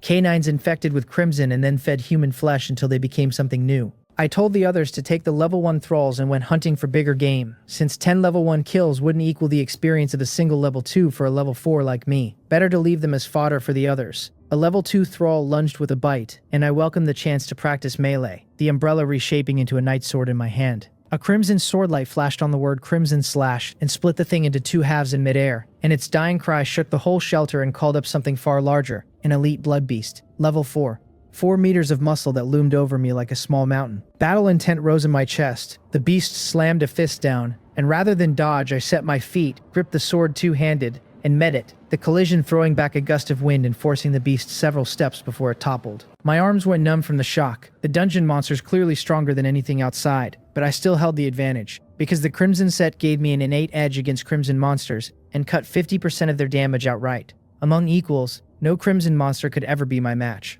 A line of blood opened across the blood beast's chest as the cooldown finished, and I brought the blade down again, the 2 halves of it sliding apart until they fell separate, the panel handing me 200 experience, 3 deep red organization, and 100 red crystal coins. I exhaled and kept killing, charging back into the level 2 monsters that followed while my experience and my combat instincts both climbed by the second. Liara worked a rifle from the rear, sniping the level 1 stragglers, her eyes flicking constantly to me and Hyeyeon, and the instant anyone took a wound she triggered her healing elf talent, her housewife hairstyle coming undone as her black hair ran to gold, her ears lengthening into delicate elven points. She pressed her hands together in prayer, called healing holy light, and a pair of emerald wings spread from her back to scatter glowing light across all of us, every wound sealing at once. A genuinely excellent healer. My wounds closed, and some of my stamina returned with them, and I waded back in with the sword in both hands, mowing the blood beasts down like grass. until the field was nearly clear and Baekhyun dropped the last one. One full run had handed me over 2,000 experience, and Hyeon and the others had all reached level 3.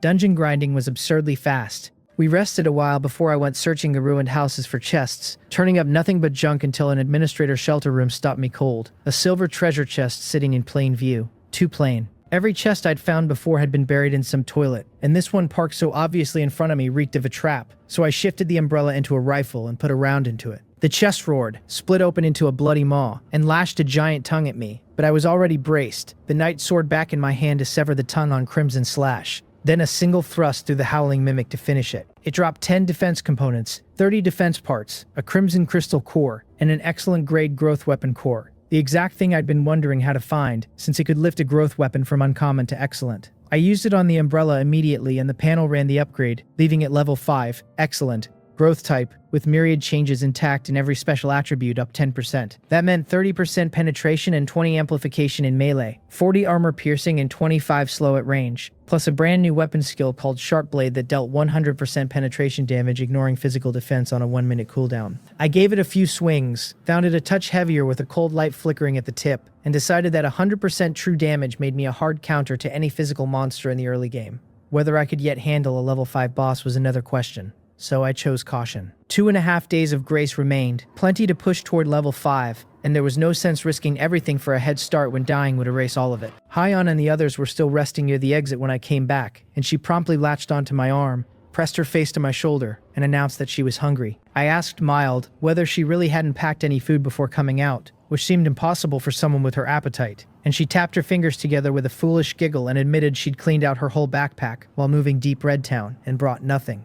Hopeless girl. But who could stay annoyed with someone so obedient? So I handed her a few soft cream buns to tide her over, and she took them with a grin and informed me she was nourishing her body, since if she produced milk later, it would be the train conductor's to drink. I froze, because she just said aloud the exact thing I'd been thinking, and that earned her a flick to the forehead and an order to talk less and head out to wait for the refresh. She winced, ducked her head, and trailed behind me munching, privately certain that once the milk came in I wouldn't refuse it, and pleased to find that the train conductor could take a joke as long as she stayed obedient. After a 2-hour wait, we resumed grinding, and our leveling shot upward, my own kills coming faster and faster now that a single sweep of the umbrella's new skill could clear an entire room. The panel pushed me to seniority level 5, strength 236, spirit 242, sanity 92, though the gain felt smaller this time, which made me guess that the real jumps came every 3 levels, and that I'd need level 7 for the next big leap. After level 5, even the level 2 monsters paid out less, until barely anything in the dungeon could feed me experience anymore. I told the others to grind a few more rounds until they all hit level 4, and only then would we go in for the boss, since I wanted Liara safely leveled before we took that risk. A day later, the team averaged level 4 while my own bar crawled, just over 3,000 and no longer moving. The dungeon run dry.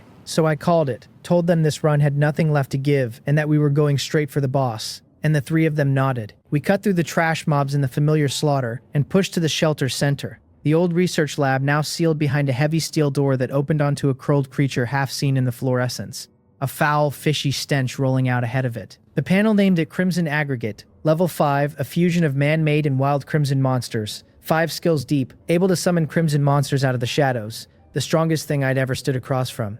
Even ordinary firearms wouldn't scratch it. I told the 3 of them to do nothing but support me and clear whatever it summoned, since sending them in against a level 5 boss would only deliver it a snack. Baekhyun's acceleration sank into me as a wash of blue light, my movements going feather-light, and Hyeon patted her chest and swore that as long as she drew breath she'd hold the entrance, taking the trash duty as the team's second strongest, her raw attribute values actually higher than mine. The umbrella became a long spear, and I walked slow toward the aggregate, while it still slept, the chance too good to pass up. Red specks gathered at the spear tip over a cold edge, Crimson Slash stacked onto Sharp Blade, and I leapt with everything I had to reach its head and drive for the eye, since eyes are a weakness in nearly every living thing and I wanted to know whether I could punch through to the brain. The point burst the eyeball and blood sprayed, but the skull held, and I cursed the missed kill under my breath, ripped the spear free, and bolted back to distance. The roar that followed shook the whole shelter and brought every crimson monster into place rushing in like a tide, the stench thickening as the aggregate hauled itself upright, 5 meters tall, arms like vats,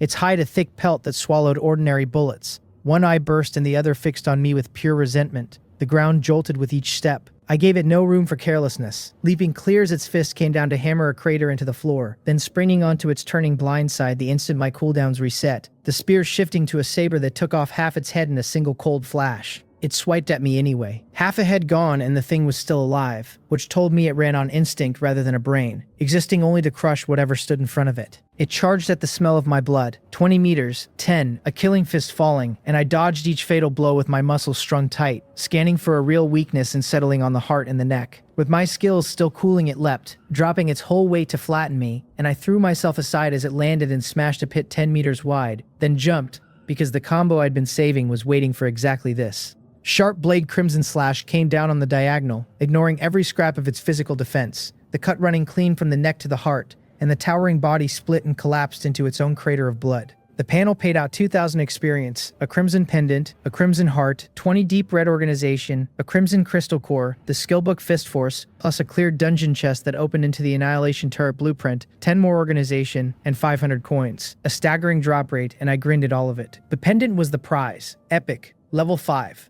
Granting spirit protection so I'd no longer bleed sanity to weak crimson fog, and continuously restoring a trickle of mental energy, which meant the outside world, where killing and crimson interference had always drained my sanity steadily, was suddenly mine to explore at length every day. Near the iron door, Hyon and the others had butchered the summoned tide clean, and she turned to report mission accomplished, grinning, her whole body painted in blood, since with no skills of her own she fought almost entirely with her fists, leaning on Liara's heels when hurt, and on Baekhyun's pulls to a clear space when surrounded. I told her she'd done very well, and to rest properly once we got back, my voice softening a degree, because she genuinely earned it. I checked the drop skill book on the way out, and found it merely average. Fist Force, which wrapped the fist in an energy film for extra blunt damage scaled to physique on a 2-minute cooldown. Not my style at all, given my physique was unremarkable, and I had no love for brawling. A martial arts manual I might have learned for the melee experience, but learning Fist Force would be backwards, so I handed it to Hyon, who was far better suited to it, since sanctification multiplied her physique by 5, turning her 100-odd base into 500 and feeding directly into a skill that scaled on exactly that. She learned it without a word, and looked at me with her hands itching to test it, so I pointed her at the wall and told her to measure the damage, curious myself what 5 times physique would do. She took a breath, the energy film flickering over her clenched fist, a sharp look crossing her face, and her punch went out like a cannonball and shattered the entire wall to rubble. The destructive power matched the level 5 boss we just killed. A human beast, basically. I told her it wasn't bad, which left her scratching her head and grinning, then called everyone back to eat and rest, since the last days of the grace period had nothing left to gather.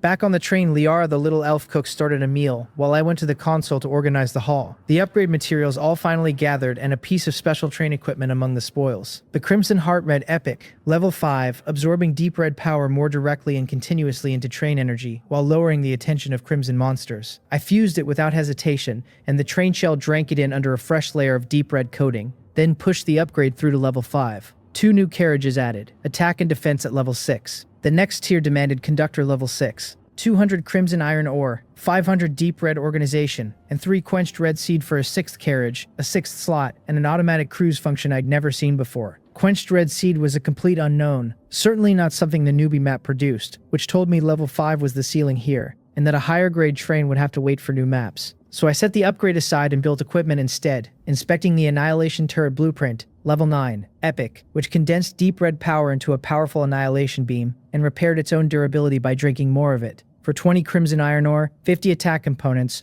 30 defense components, and 20 organization. The crimson iron ore was gone.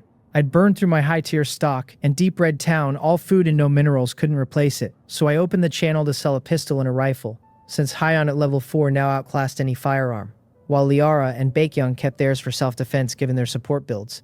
I listed 1 pistol and 1 rifle, and told the channel to bring prices, and the lurkers stirred instantly. Salted fish first with 10 crimson iron ore and 20 organization for 1 pistol, and 50 rounds, which surprised me only because he'd finally stopped paying in bread, though the amount was still laughable. I told him a pistol that could wound monsters above level 3 was an early exploration artifact, and that his price fell short, and right on cue Jang Pal stepped in with 300 crimson iron ore, a piece of special ore called red crystal mother ore, and a demand for 1,000 rounds on top of the guns.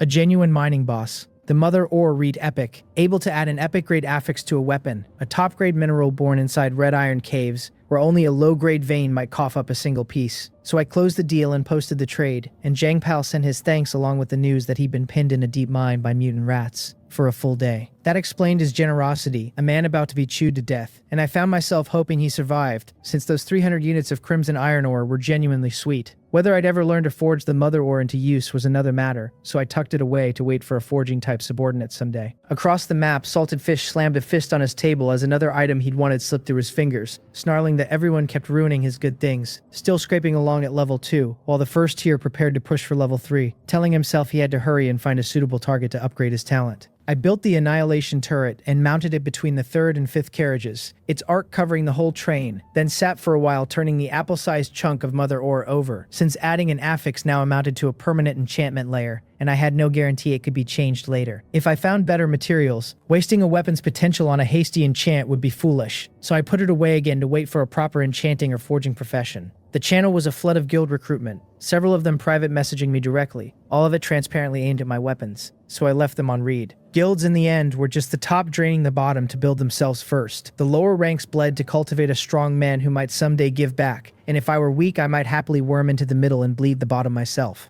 But I wasn't weak. I had the strength to survive alone, and I could recruit subordinates who'd never betray me, with 2 new subordinate slots open at level 5. Enchanters and forgers were the priority for the next batch. Dinner was already a feast when I came back, Heian gnawing a chicken leg with no concern for her image after 2 days of nothing but bread, and she thrust the half-bitten leg at me to ask whether I wanted any. I waved it off and told her to eat up, since she'd have consumption tonight, and she stiffened at the words, dreading another round of the size-changing game, while I ignored her face and started eating, because every night of delight nudged my master of delight value higher, so why not? She mentioned that her mental power felt different from other people's since she'd started healing. Her attributes gone lopsided, physique at 101 but mental power straight up at 150. Badly skewed. Mine ran balanced, never more than 10 points apart, which I told her likely tied to talents. The same way Liara's healing build pushed her physique up around 130, while her mental power sat near 90. I asked Baekyoung where her own attributes leaned, and she said she also favored mental power, and that as it climbed her void time stretched, her original 1 second of acceleration now grown by half a second, small but proof that raising mental power could indirectly strengthen a talent.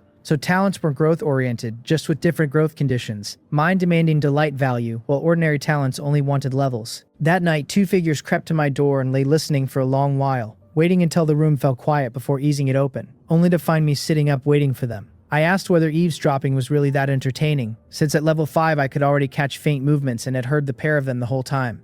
Baekyoung scratched her head, embarrassed, and admitted she'd only been curious why Sister Hyeon carried on so fiercely every night, given the ghostly wailing through the wall. I told her, offhand, that she was welcome to watch her join in, though the technique itself was something she'd never be able to learn, since Hyeon's playstyle came entirely from the uniqueness of her talent. The night passed easily enough, 3 against 1, and me composed throughout, and in the morning the panel offered a rare Master of Delight card. I opened it to find a special event triggered, 3's a crowd. Drop rate doubled and the reward critical, paying out the skill book 1 character continuous slash, 24 bottles of energy drink, primary weapon insight, and 100 all-purpose vitality pills. A special event, and the skill book made me raise an eyebrow, because 1 character continuous slash made each strike twice as strong as the last, stacking up to 9 times for 9-fold damage. With no cooldown, its duration capped only by physique. No cooldown meant it could stack endlessly, and after the 9th strike every blow landed at 9-fold force, which would turn a man into mince. The energy drinks and vitality pills were recovery items perfectly suited to pair with a stamina-hungry skill, and the primary weapon insight held the usage techniques of every modern and contemporary weapon, a priceless thing. As I used it, my consciousness was dragged into a separate space, and a prompt explained that weapon insight was peculiar, that 1,000 people held 1,000 understandings, that I'd have to learn and comprehend on my own. I'd be taught by tens of thousands of weapon masters across history and even extraterrestrial civilizations, unable to leave until every weapon reached a primary level. The note added, almost gently, that 1 day outside equaled 10,000 years inside, though it wouldn't touch my lifespan. The first lesson was sword technique, so I'd have to grind it out myself, which was unreasonably realistic, since I'd assumed it would all just pour into my head, but I told myself that something practiced by hand was something truly mine. A long blade appeared at my call, and the phantoms of countless masters surrounded me, so I calmed my mind and began from nothing, listening to one master's narration and his immersive demonstration. My first swings came out clumsy as I imitated the forms and slowly made them my own, adjusting to my own body, every mistake corrected on the spot by several master phantoms pointing out the flaw in my execution. One on many private tutoring from the finest teachers who ever lived. I'd never worked this hard even in my past life schooling, though I had little choice. since failing to learn meant never leaving. 100-some years of forced training later, I'd finally finished dozens of weapons, and the only word for it was torture. 100 years of it that left me close to genuinely insane. The panel marked weapon mastery at the beginner tier complete. My vision swam, and I cracked my eyes open to the sound of Hyon eating nearby. Back. I was finally back. I stood, the century of solitude still ringing in me. The one mercy being that my strength had climbed enormously. 100 years inside for barely a dozen seconds out. I grabbed a few quick bites and stretched, since today was the last day of the grace period and I meant to wait for the settlement that evening. But first I planned to wash off a century of loneliness in the way I'd grown fond of. That evening I lay easy in Hyon's arms, my head pillowed on her softness, while Liara worked at my thighs. The whole thing extraordinarily comfortable, when an ethereal mechanical voice announced that every survivor had passed the grace period and become a qualified survivor through slaughter and strife. It said the top 100 would be ranked on a comprehensive score across strength, quality of life, train level, kills, and personal charm. The rewards split into 5 tiers, and that the list would show code names or real names. The first slot went to Melancholy French Fries with a comprehensive score of 99.99, second to a survivor named Li Chui at 91.78, third to Jang Pal at 89.71, with the rest trailing below. It congratulated Melancholy French Fries on becoming the region's #1, with rewards arriving in 10 minutes, then noted the Crimson Fog would shift the next morning at 8 to reveal a new map and new gameplay. I breathed out at the sight of my name on top. A landslide again. The pro player turned out to be me. Hyon lit up and yanked me into her arms, crowing that she'd known it, that with the train conductor first place was easy. Ever since becoming my subordinate, her life had improved by the day, her view of me softening from fear to familiarity to the comfortable certainty that she was my woman, and having the time of her life, proud above all of being the first. I told her she'd done very well too, and she beamed and said that as long as she could help the train conductor, that was enough,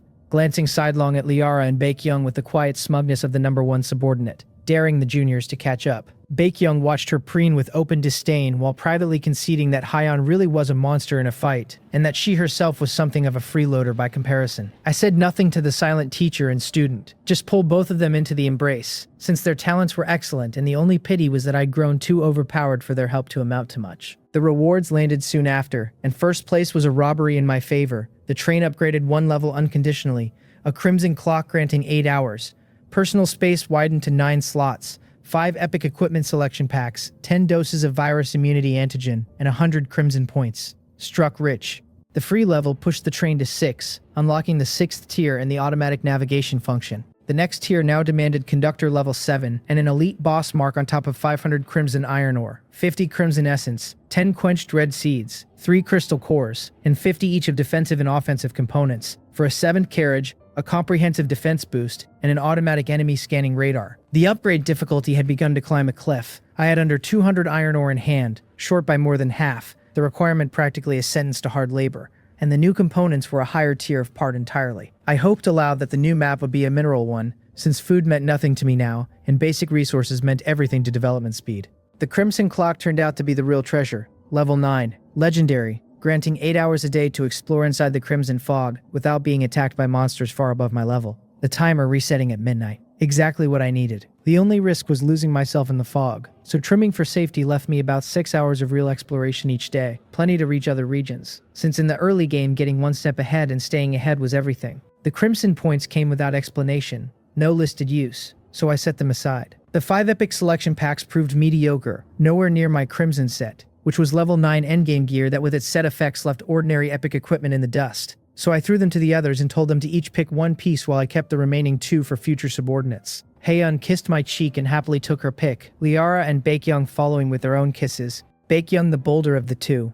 Haeyeon's pack produced a pair of gauntlets wide as small shields, with diamond spikes at the knuckles and full forearm guards behind, turning her into a true tank with her physique. Liara chose a prayer bracelet that boosted her healing strength and range out to 30 meters, and Baekhyun took a pair of psionic pistols that fired off mental power and could spend 3 points to launch armor-piercing rounds. The 3 of them grew much stronger at a stroke, Baekhyun now a speed attacker who could pair with Haeyeon to shield Liara, the main healer. The channel nobody respected had meanwhile exploded, a comprehensive rating of 99.99 being indistinguishable from perfect. The whole crowd frantically calling out to cling to my coattails. All of it left on read. Simple enough, since these people were too trashy to be of use, when what I needed were elites who could actually help, at minimum, someone like Baekyoung who came with a movement buff attached. Down in a mine pit, 4 or 5 people sat around eating fresh roasted rat meat, faces beaming, congratulating their leader Jangpal on 3rd place in quasi first tier status. They'd nearly wiped out every other survivor near the mine and seized the whole thing to level. Jangpal now sitting on a level 3 train while his men hovered a few materials short of the same. Jangpal sighed that he burned a fortune buying equipment when the rats besieged him. Otherwise he'd have pushed for level 4. And his crew rushed to console him, insisting that melancholy French fries had simply gotten lucky finding firearms and would otherwise be no better than them. That with a touch more luck, Jangpal himself would have taken first. Jangpal only chuckled, his tone going grave, warning them not to underestimate the heroes of the world, since there was always a heaven beyond the heaven and a stronger man beyond the strong. He privately believed that even with firearms, clearing a resource point as important as mine couldn't have been mere luck, that there had to be real strength behind it, and that the difficulties involved would have broken a lesser man. Salted Fish, by contrast, sat 8th and seething, having acquired nothing the entire period, cursing that he hadn't met a single woman who met the criteria. His talent was many children, many blessings, the rewards scaling with the size of his household, and he'd already taken in 10 women without a single pregnancy among them. He'd begun suspecting the fault lay in himself, a many children talent paired with a body that produced nothing, which made the whole arrangement about as useful as a eunuch leering at filth. He swore he'd try harder and activate the talent quickly, since as a growth type it paid out daily by household size, but with no offspring it had never given him more than the same flat ration of white bread and water. He raged on about the fried fries who'd refused his 3 purchase requests, declaring it pure bullying, refusing on principle to lay any blame at his own feet, which was precisely why his life kept going so badly. I, naturally, didn't care, and didn't even know I'd earned a man's hostility simply by not selling to him. Though had I known, I'd only have found an opening to kill Salted Fish, since the moment someone turned hostile there was no reason to let him keep breathing. Strike hard against your enemies. First principle.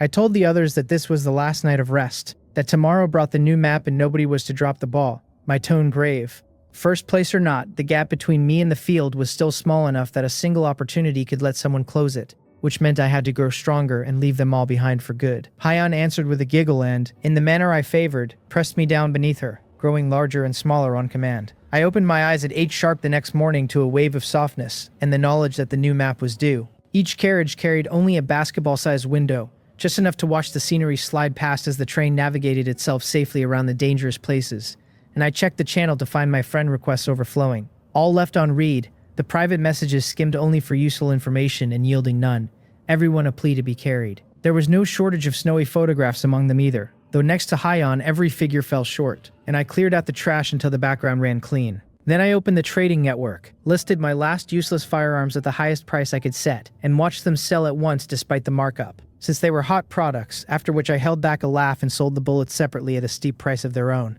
Surprise. Guns and ammunition sold apart. The remaining 1,000-some rounds went for 1 unit of crimson iron ore per 50, and I strolled out of the bedroom to wash up. A new day begun. The system announced that the grace period had ended, that the crimson fog would now flow at random, and that prolonged exposure invited attack, and opened the wilderness beast tide, 7 days of crimson monsters hunting survivors indiscriminately. Ordinary beasts around level 3 attacking at all hours, with a warning not to sleep too soundly at night. The intensity was ramping up. My eyes went grave, but a glance at my nearly fully equipped train brought a measure of security, since I at least could still get a decent night's rest, though a watch was wiser than none. So I built another annihilation turret and mounted it on the train's nose, completing the loadout and adding to the calm. Then I checked the route and found we'd entered the Ghostwood Forest, monster difficulty level 3, yielding special timber, rare materials, food, and random equipment blueprints. A forest wrapped in gray fog year-round where monsters harvested lives at will inside the black mist. Caution. The level 1 Deep Red Town boss had been level 3, so a Ghostwood Forest boss should sit around level 7,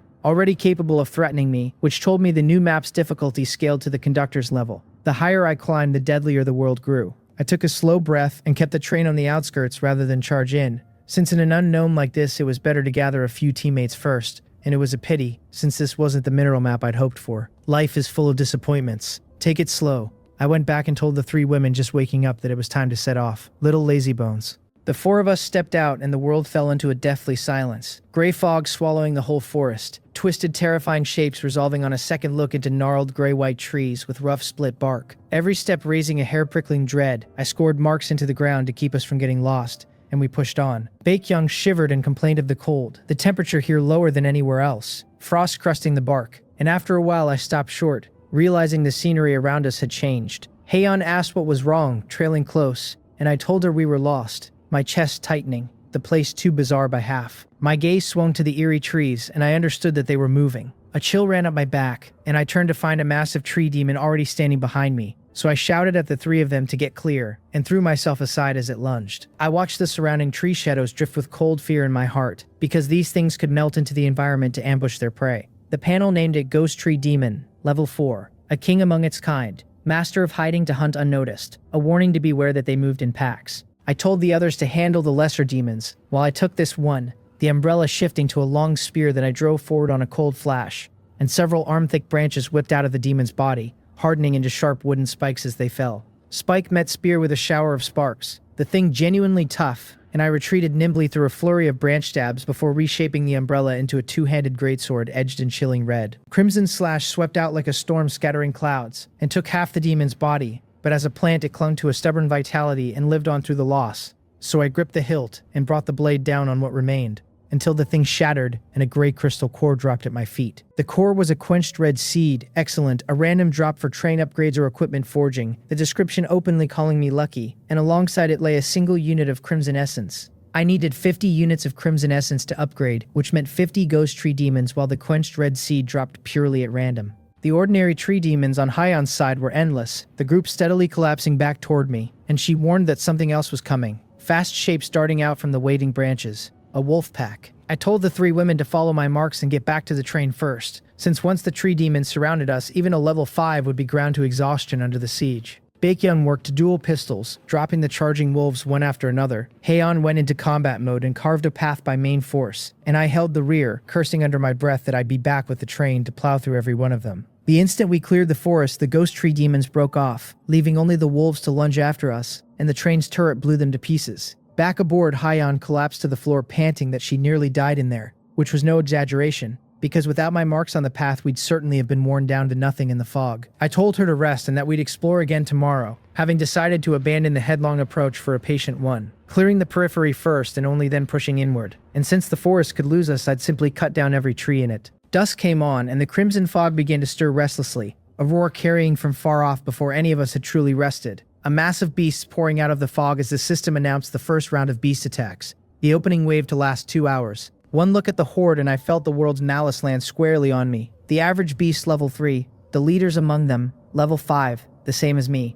Targeted, clearly. I cursed it once, then felt the fighting spirit rise, because targeted or not, every last one of them was perfect experience. I turned to the three behind me, spear in hand, and told them to fall back into the train if they couldn't win. Liara especially, who should heal us from the entrance, and the other two to stay around her and clear whatever I missed, retreating the instant any elite appeared so I could take it myself. Their whole purpose was to share the pressure and keep the healer alive to keep me standing. Then I carried the two-handed sword straight into the wave. The turret blasted a good number apart before they closed, leaving mostly level 5 leaders to reach me, and before the real fight began I cut down a few ordinary beasts to stack 9 layers of one character continuous slash, then split a level 5 lord clean in 2 with a single stroke. 9 layers was genuinely terrifying, enough to let me trade blows with a level 6 monster, though crushing a level 6 boss outright was still a stretch. A level 6 Tiger King lunged and caught between it and the Wolf King at my front. I drove the wolf back but came a step too slow, a tiger claw raking my back. There was a muffled impact and no wound, the crimson armor flaring red and hurling the Tiger King off.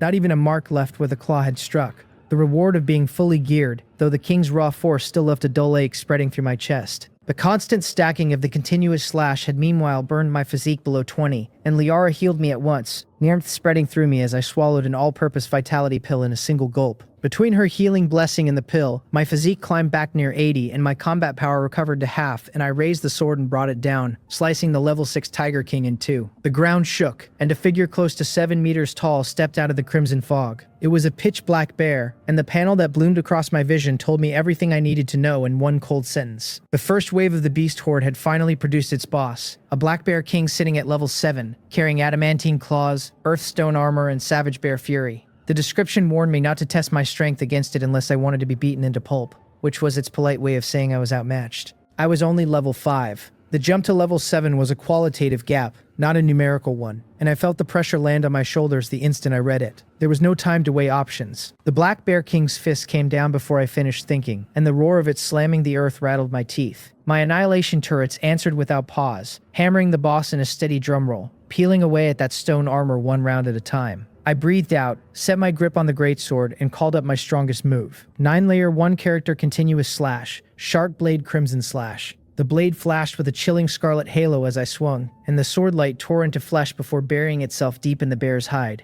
Then it stopped. The edge had only carved through half the body before it wedged tight, stuck inside the beast, and that failure cost me. The pain drove the black bear king into a frenzy, and a paw the size of a car door swelled across my vision as it fell toward me. I shifted to dodge, but 2 leader-level beast kings darted out at the same instant and cut off my line. Lee Heian reacted before I could curse my luck. She sprinted in with her fist shield raised and slammed both level 5 beast kings off their feet, moving like a war goddess who had decided the matter personally. Baekhyun fired twice, 2 armor-piercing rounds punching through the chaos, then layered a speed boost over me so my body went light. I slipped the falling palm by a hair, wrenched my sword free, and brought it down clean. An entire arm dropped away, and the Black Bear King screamed. I answered the scream with another flash of scarlet aimed at its skull, and the nearly 2-meter blade took the head off in one stroke. The kill notice confirmed I had dropped a level 7 horde boss, and the rewards flooded in: 5,000 experience, a crimson crystal core, a unit of crimson essence, and a skill book called Savage Bear Charge. The experience pushed me straight into level 6,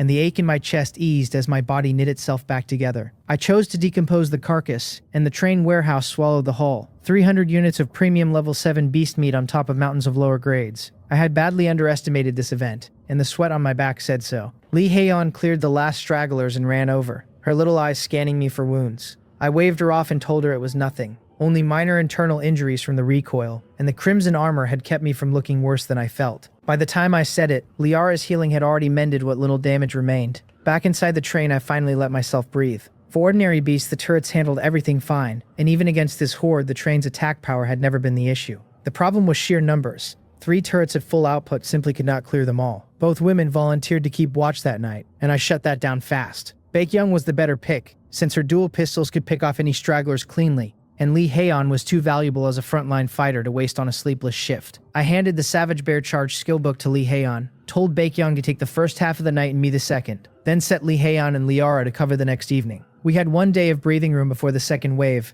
and the rest of what roamed the forest was ordinary enough that a single watcher could manage. I had Liara roast 4 cuts of the level 7 premium meat, since the stuff nourished blood and energy and strengthened the body, and right now nobody else in this whole sector had meat this good. The train still needed work though. My attacks were too single-minded, every weapon a straight line with no area coverage, and if I had owned anything that splashed, I would never have stepped off the train for those beasts at all. Only the Black Bear King would have demanded my time. I opened the chat to hunt for portable equipment, since I had 2 empty carriages begging to be filled, and the first thing that hit me was the survivor count. 75,000 left out of 100,000, which meant more than 10,000 people had died in a single night once the novice protection lapsed. The channel had turned into a wall of complaints, survivors begging to quit, mourning scrapped trains, and broadcasting their newfound wanderer status with no roof and nothing but beasts at their heels. So that was the cost of losing your train. You did not die outright, you simply became prey with nowhere to run, which in this world amounted to the same thing on a delay. I listed all my beast meat below level 5 for sale and posted a buy order for portable weapon blueprints or finished products. The reaction was immediate, the same chorus of awe before useless chatter buried my message, and private messages stacked up faster than I could read them, most deleted at a glance. Then one caught me. A handler named Sowa wrote that she had exactly the blueprints I wanted, but that the trade might prove difficult.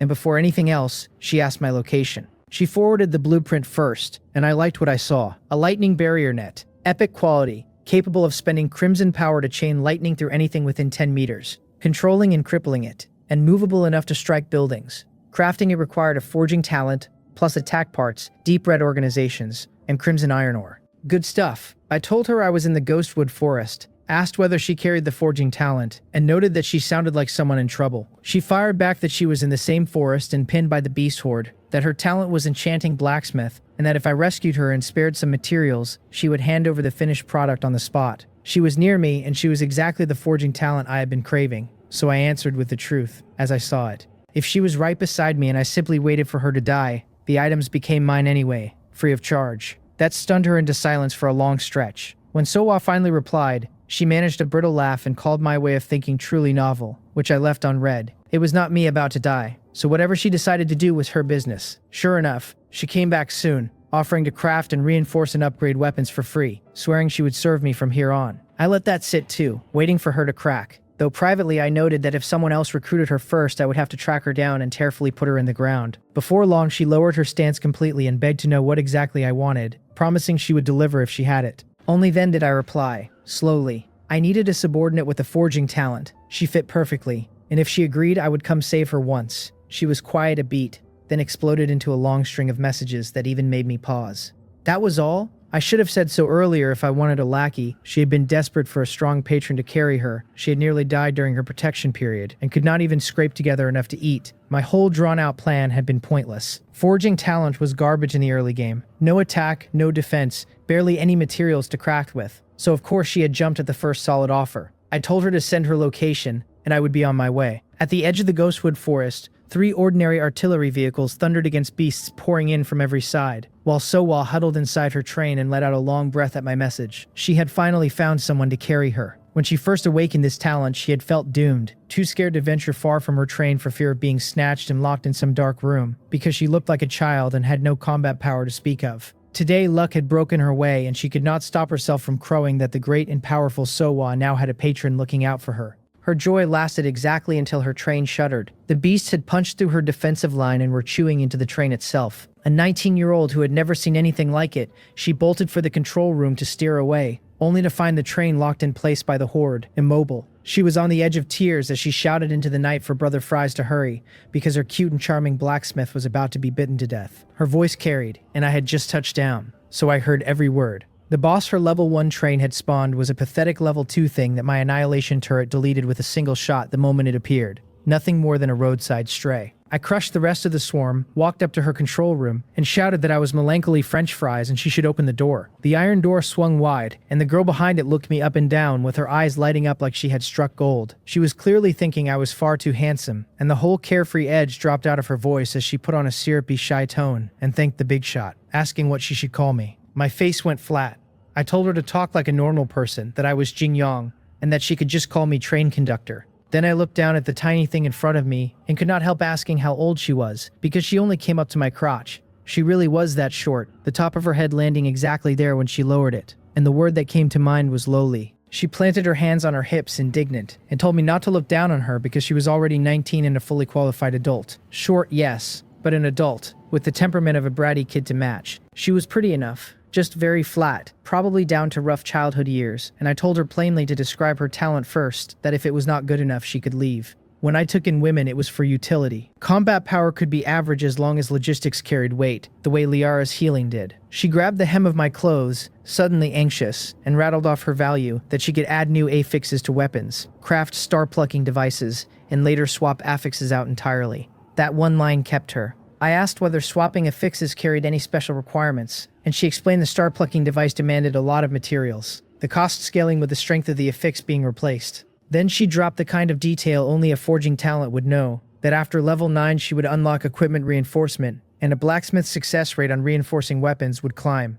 The world kept getting more game-like, but her value was undeniable, so I told her to abandon her survivor status and become my subordinate. Before I even finished, she ditched her own train and applied. A forging carriage module surfaced, born from her train's special nature, and when I integrated it, my 4th carriage transformed into steel, lined with forging benches and stockpiled materials. I called her back to my train and she took one look at me and started angling for an in, suggesting that since there was hardly any age gap, she might as well call me brother. It was a small scheme, the kind where calling someone brother every day quietly closes the distance, and I saw straight through it. Still, an extra little sister added a little flavor, so I told her to suit herself. And Sowa beamed. She gawked at the train like a country grandmother loose in a grand garden, drifting through the living room carriage, then the living quarters, past storage, until she reached the blacksmith carriage that would be hers.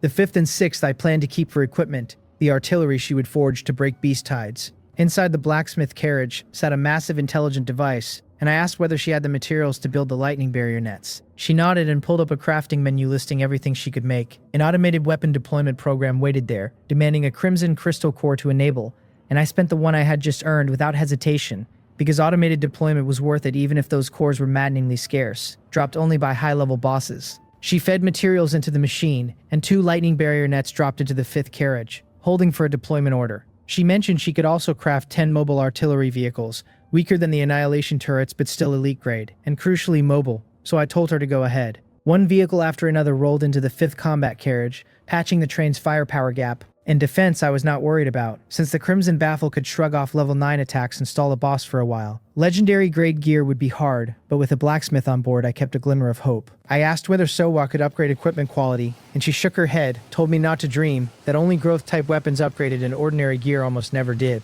Then she handed me one sliver of hope back, that once she crafted a better forging device she could try for legendary quality equipment, however brutal the odds.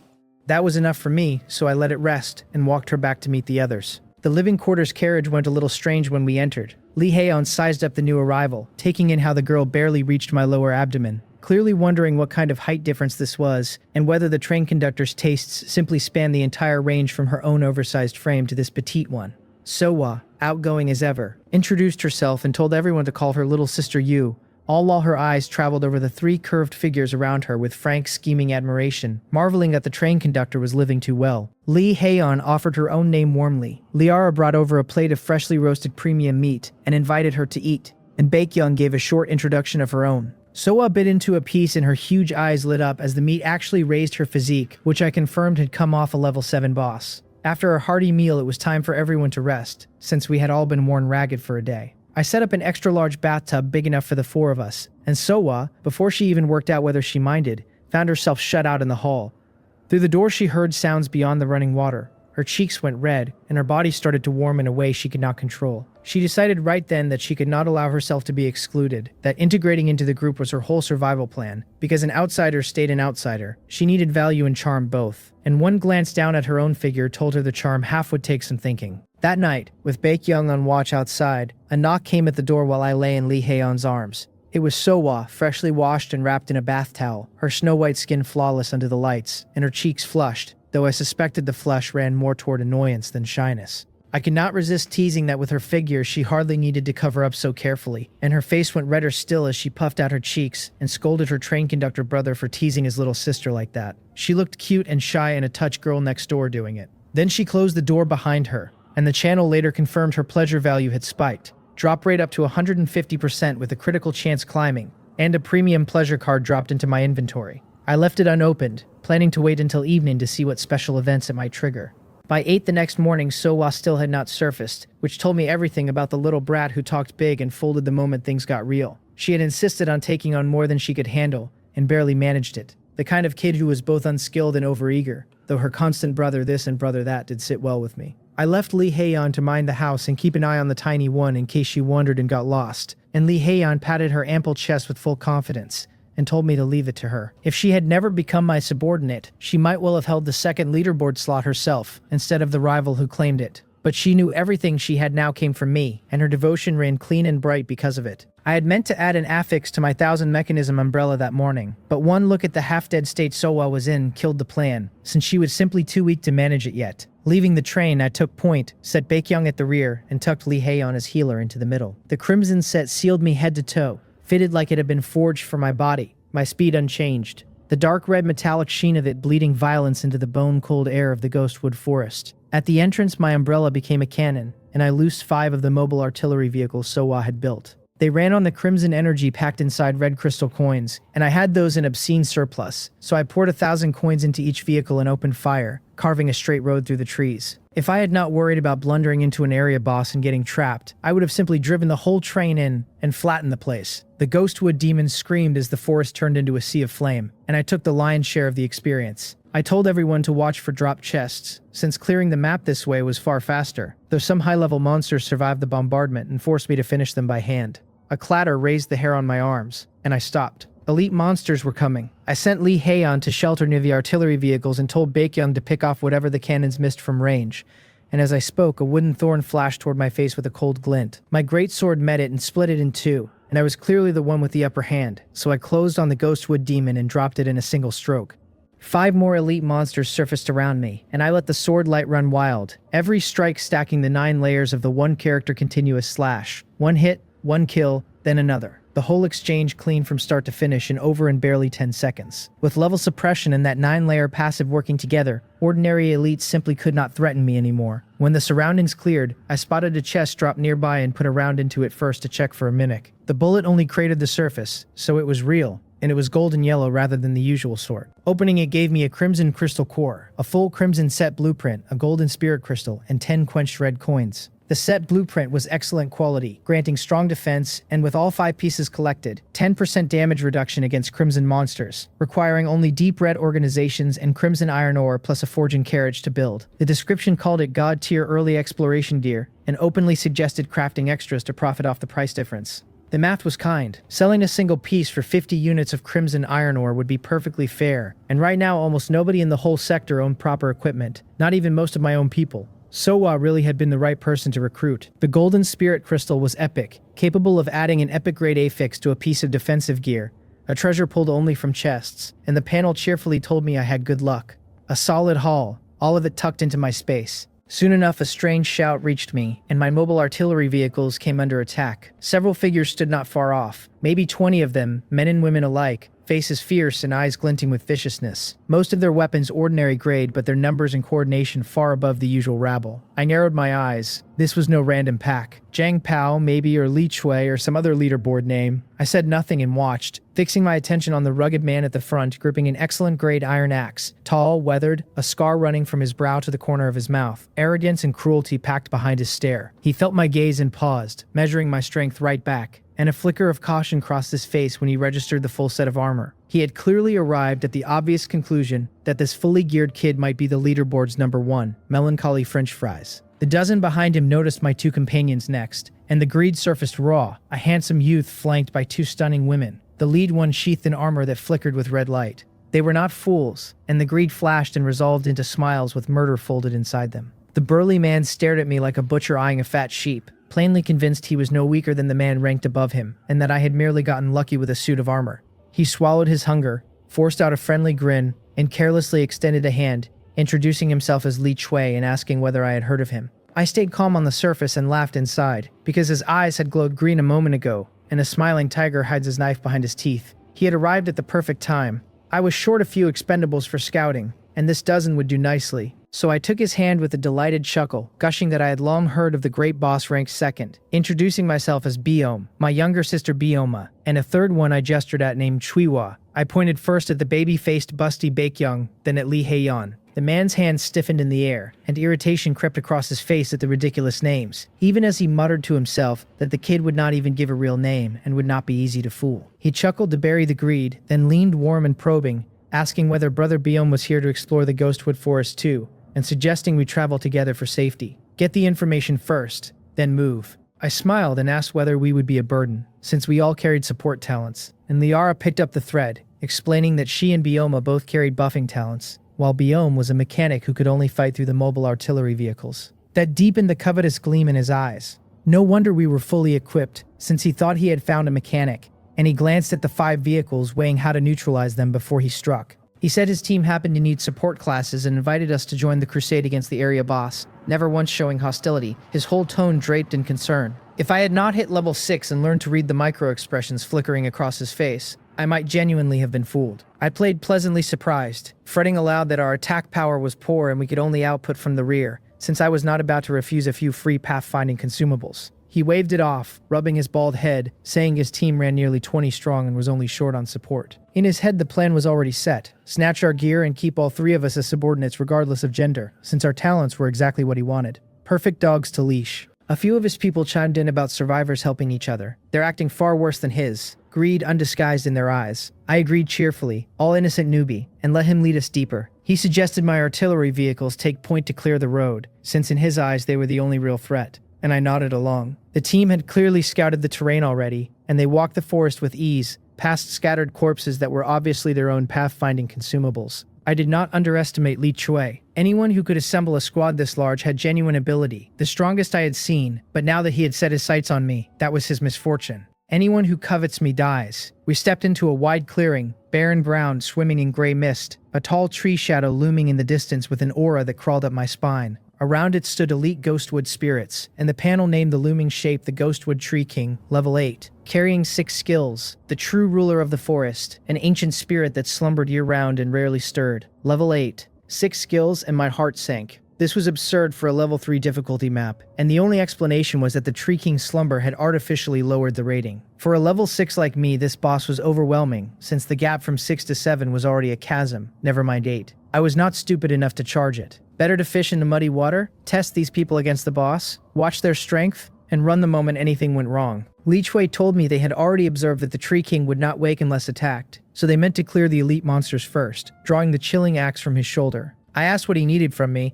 and he told me to watch from the side and arrange the 5 vehicles to support his attack, which was the whole point of bringing me, to grind the elites down with my cannons while his people stayed fresh. As for the boss itself, that was never on his mind. He sat around level 3 reaching for 4, and provoking a level 8 area boss would be suicide he had no appetite for. He charged in with his men, always a half step behind my vehicles, and I stood back and measured them. The leader was level 3 nearing 4, attack too weak to punch through stone. 3 others sat at level 3, and the rest hovered around level 2, a pathetic floor. Against anyone else they would have counted as a strong squad. Against me, they were stray dogs. I quietly switched the 5 vehicles to standby and pulled them back into my space, because there was no reason to let them take damage for free. The lives of these 20 were not worth a single one of my vehicles, and now that I knew where the boss lived, none of them had any further use. I called out that my vehicles had run dry and could not help anymore, and joy lit Li Chui's face. He thought the moment had come, but the clearing was too dangerous, so he called a retreat, claiming he had underestimated the elites, and we all withdrew.